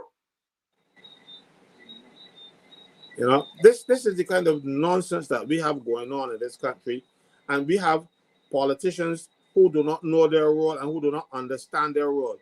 BRA itself is a monstrosity that should never have existed. When BRA was first conceptualized, it was an organization to collect the arrears of taxes from the various agencies, the government tax agencies. Land tax, because you don't have people in there with the skills and the knowledge and the kind of drive to go after people. You set a notice and you ain't pay, and you ain't coming to pay, so be it. So government wanted to set up an agency that when the people don't pay the taxes and the department exhausted their efforts, then they would transfer the debt to this agency called the Central Revenue Authority. It was supposed to be the Central Revenue Authority. Put some people in place to formulate that concept, and they came up with BRA. Because the civil servants is always strictly politicians. So they take all the destroyed land tax department, inland revenue, and then they had to pay the commissioner of inland revenue salary for 4, 5, or 6 years to start home. At the highest salary for public officers for 6 years, because they just sent you home just like that to accommodate this bad nonsense. The people at BRA know, they put them all together. They don't, and they bring a commissioner. The commissioner is chosen by the board, but approved by the prime minister. And this particular lady, she's worked at several accounting firms, but she's always one step ahead of the foot that can kick her out. Can't hold on a job in accounting, so she ends up with a job at BRA. I understand she was 4th out of 4 people who got interviewed, and she got the job. But she ain't know about land tax, so she ain't know nothing about income tax. She don't know enough about income tax. So when her staff come and tell her things, she rely on them. She's like the prime minister, not knowing, don't have the ability to tell if people are cheating or telling lies to her. So she swears by the guy, the technical specialist, and go up defend him and protect him too, because he's the man that really running the show. But you know, I thought I read somewhere that this was a promise. I can't remember which of the government promised that this tax would be abolished, the land tax. You know, why are we? That's a tax that, to me, I don't understand that tax. Look, most taxes exist. They had to find some way of taxing you. Under the old days, when we had the local government and the vestry system and stuff, the people who had the money owned land. So you tax the land, plantations and stuff, but they didn't pay more tax than anybody else because they needed money to do the services that they had to provide, like fix the roads, clean the garbage, take care of the orphans, and that kind of stuff. When the government abolished local government and stuff, they brought this land tax thing into being to keep the revenue going. You know? But for instance, income tax in the United States was only supposed to be for 2 years. You know, after the war, United States spent so much money on the war, they needed to raise some money. So they decided they're going to tax incomes for 2 years to raise the money. 2 years after the war, the Second World War, and they're still taxing you. Then government can have a tax they don't want to let go. Yeah. Implemented even the great United States land, the income tax was supposed to be 2 years for the government to build up its coffers because the resources were spent in the war.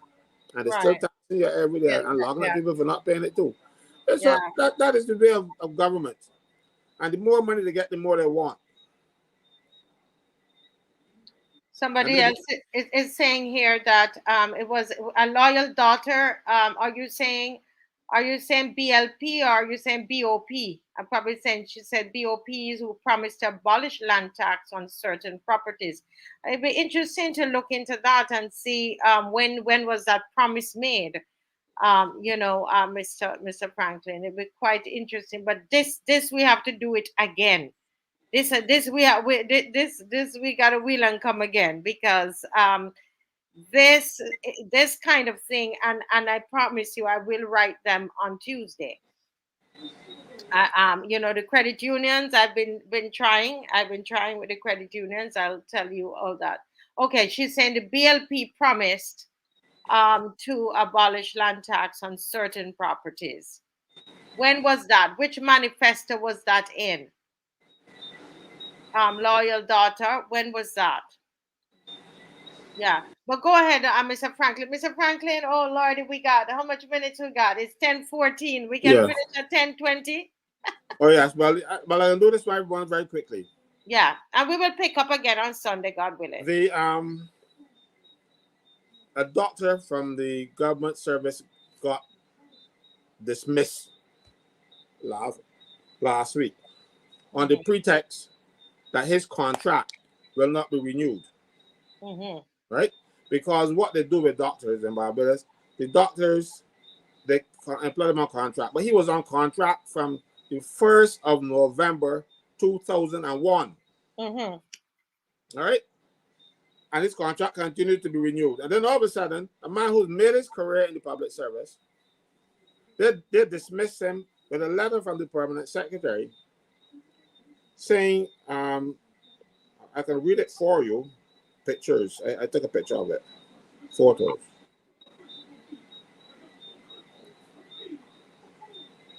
It says, dear Dr. Haynes, renewal of contract for the post of clinical medical officer of health, right?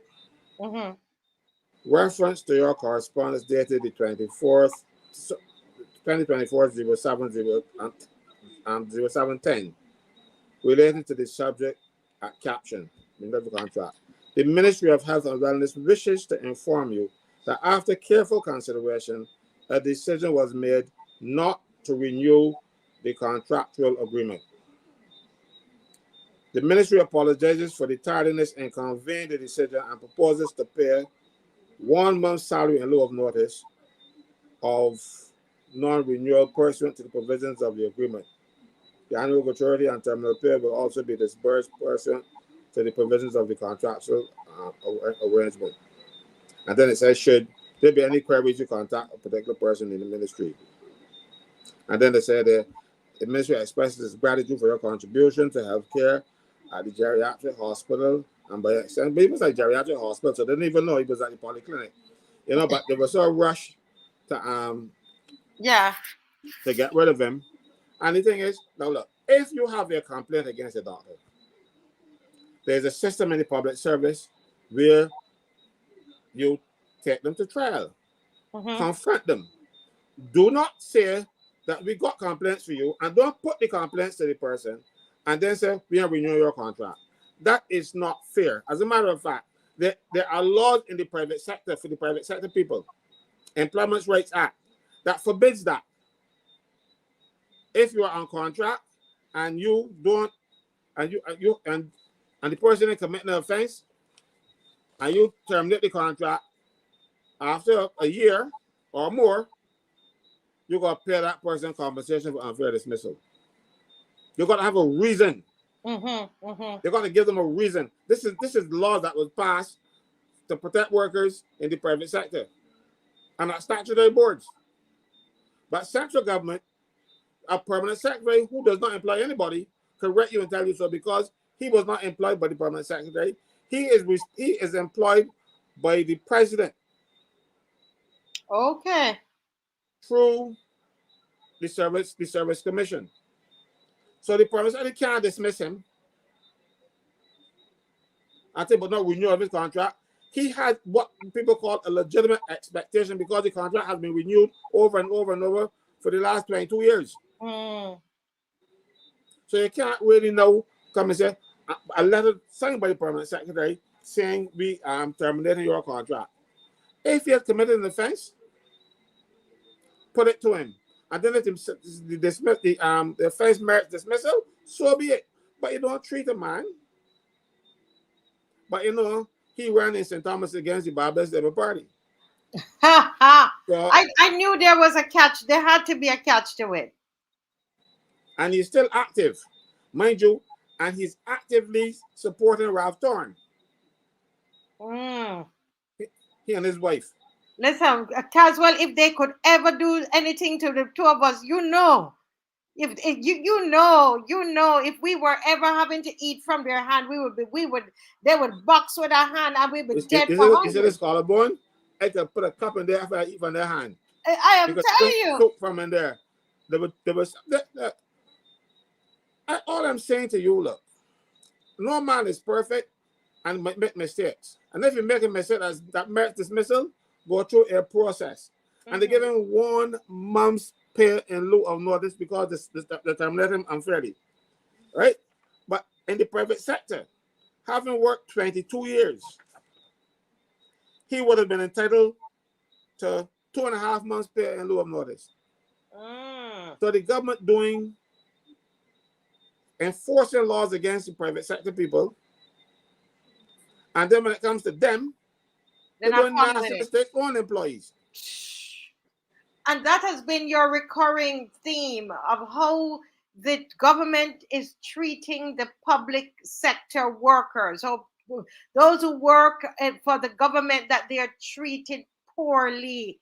That is what you have been saying from the start of the show till now. You know? So I am very sorry, but you can't treat people like that.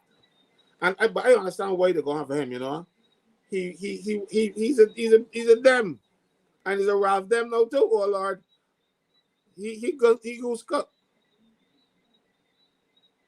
So they're going to do whatever they can to bring him down.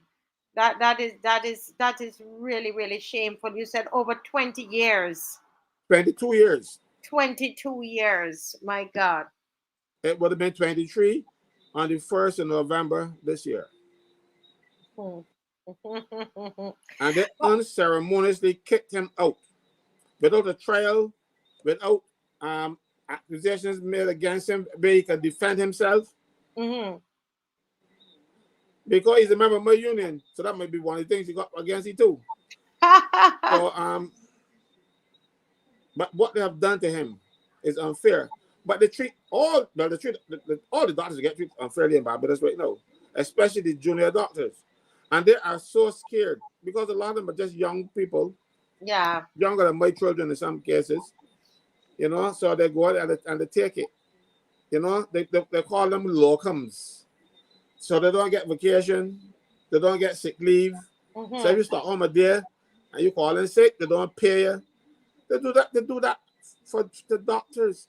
But in Barbados today, because they are forcing young people that we pay to educate to run and leave Barbados because the government treating them badly. And BAMP, it's a disgrace. I can talk to Trump though. BAMP is a disgrace because it does not adequately represent those doctors. All right. But Mr. Franklin, what is working in this country? Unity Workers Union. Well, I believe you. You know, but seriously though, I mean, when you think about it, this place is like it's about to erupt. And somebody told me that someone was saying to them, reliable sources, that they're saying, oh, they're going to do, the election is coming up and they're going to win again. That's the thing. They're going to win this again. There's no way that they're going to lose. You see? Because they somehow, in their head, they think that we're idiots. That's the belief, Mr. Franklin. Yeah, I said, you're absolutely correct. Look, right now we have stupid ministers, and I'm saying stupid, who call in public officers, junior public officers, to chastise. One who meetings with them. A minister of government is only supposed to meet with the permanent secretary, and the permanent secretary will then listen to what the minister says and pass on information. A minister is not supposed to get into the workings of the government department. That's not his job. But we got some idiots, and I'm talking about big idiots, walking around the place, think that it is their staff. It is the president's staff. Yeah. Civil servants are supposed to be protected from the political class. That is why we have a service commission and a president or a governor general, as we had before, to make sure that the politicians don't have anything to do with the civil servants. But look how they're treating the president. Listen to me. Yeah. This whole thing is just upside down, and we're going to be back, Mr. Franklin, God willing, on Sunday. I know I have Walk Holy on Monday, but I promise you the same thing we did last year. We're retracing our steps, and so we will be back on Sunday night.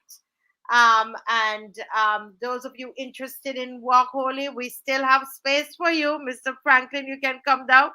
You can climb up on the truck. But that would be drive holy. So we have Walk Holy is still on, and we don't, in our minds, we don't even call it, for us that go every year, 20 something years, we don't call it Walk Holy. We don't call it Kadooment, we say we go Walk Holy, because we don't think about the other things around us, because this is just our world we've created, and we do a lot of charity on the road. We give away care packages, as I've been saying, each night. We have clothes that we're covered. Right now, they're up at our school. They are packing packages, and they're doing up costumes. We have people who've flown into the island to be part of it.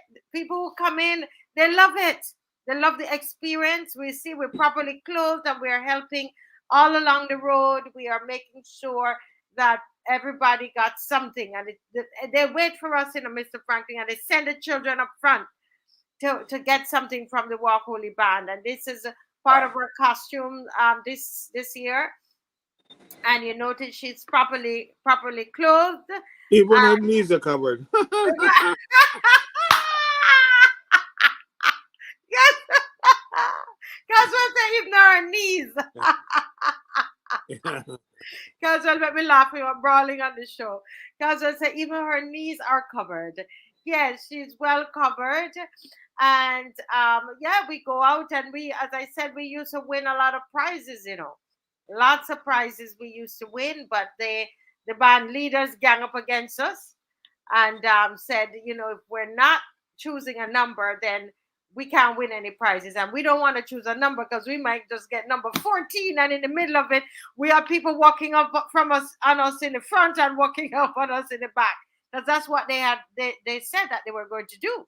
So since we started, we've been at the front, and we've always had police coverage, because we got so much, threatening letters and all kinds of things. So the police have sought to always protect us, But we've always had a great time. And so we're inviting people to come out and give us a call. And Dave, the number, I don't know if you have the number up there. If you call me, I would be able to pass you on to the persons responsible. 236-7000. 236-7000. All right, folks. Yes. This is it. We went over tonight, but it's a holiday. So, we've had a great show. Not a lot of people, but we had a great show, Mr. Franklin. Thank you for all that revelation that we've received there. And Easy D saying thanks, guys, and good night to all. And we say the same. Thank you, guys. Thank you for being Good night. boy. And good night to everybody. All right. God bless you. Are we playing music tonight, Dave? That maths nor English, English, English, English, English. Pretending to be good, I pretending to be good, just pretending to be good. I pretending to be good, I just pretending to care about people. I just pretending to care about people. I just pretending to care about people. I just pretending to care about people. Pretending, and I'm pretending to be good at maths nor English. I just pretending to care about people. And I'm pretending to be good at maths nor English. I just pretending to care about people. I'm pretending to be good. And I'm pretending to be good at maths nor English. I just pretending to care about people. And I'm pretending to be good at maths nor English. I just pretending to care about people. Dancers, come forward, walk out. This one I got worldwide. Just days after former government backbencher Ralph Thorne crossed the floor, he's taken the oath of office as leader of the opposition. Cross the floor, let me do it some more like Ralph Thorne. Ralph Thorne. On the other side, cross the floor, cross the floor, cross the floor, let me do it some more like Ralph Thorne. Wait there, Ralph Thorne. Dancing, come back again. Our turn is the latest trend. Oh. And more will be left over. Are these trips so important? Yes, I'm for real, member. I am for real. Don't let me talk out your business. Don't let me talk out your business. All right.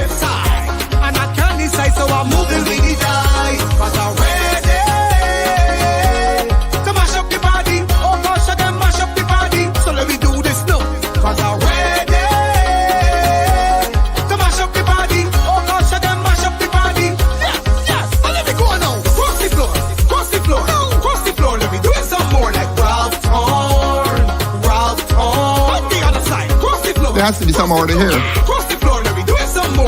The Minister of Finance is not party to this present transaction, Your Honor. Ask him to keep quiet, please. And I say to you further, Mr. Speaker, that my conscience, my location here is related to my conscience. I said it last year. It is well with my soul. Take a wine on the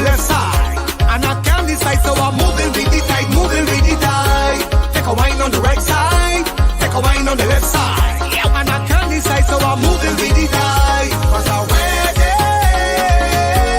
to mash up the body. Oh gosh, I can mash up the body. So let me do this now. Cause I'm ready to mash up the body. Oh gosh, I can mash up the body. Yeah, let me go now. Cross the floor, cross the floor, cross the floor. Let me do it some more like Ralph Thorne, Ralph Thorne. On the other side, cross the floor.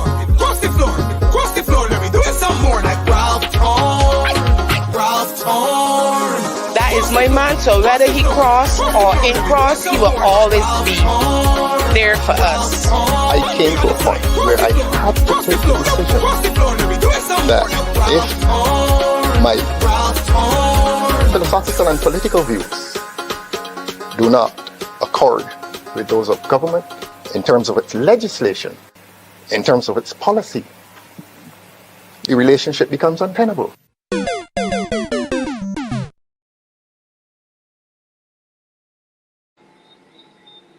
All right, folks, good night and enjoy your long weekend. Stay safe, everybody. Please stay safe and, be careful of what you're doing where you go, okay?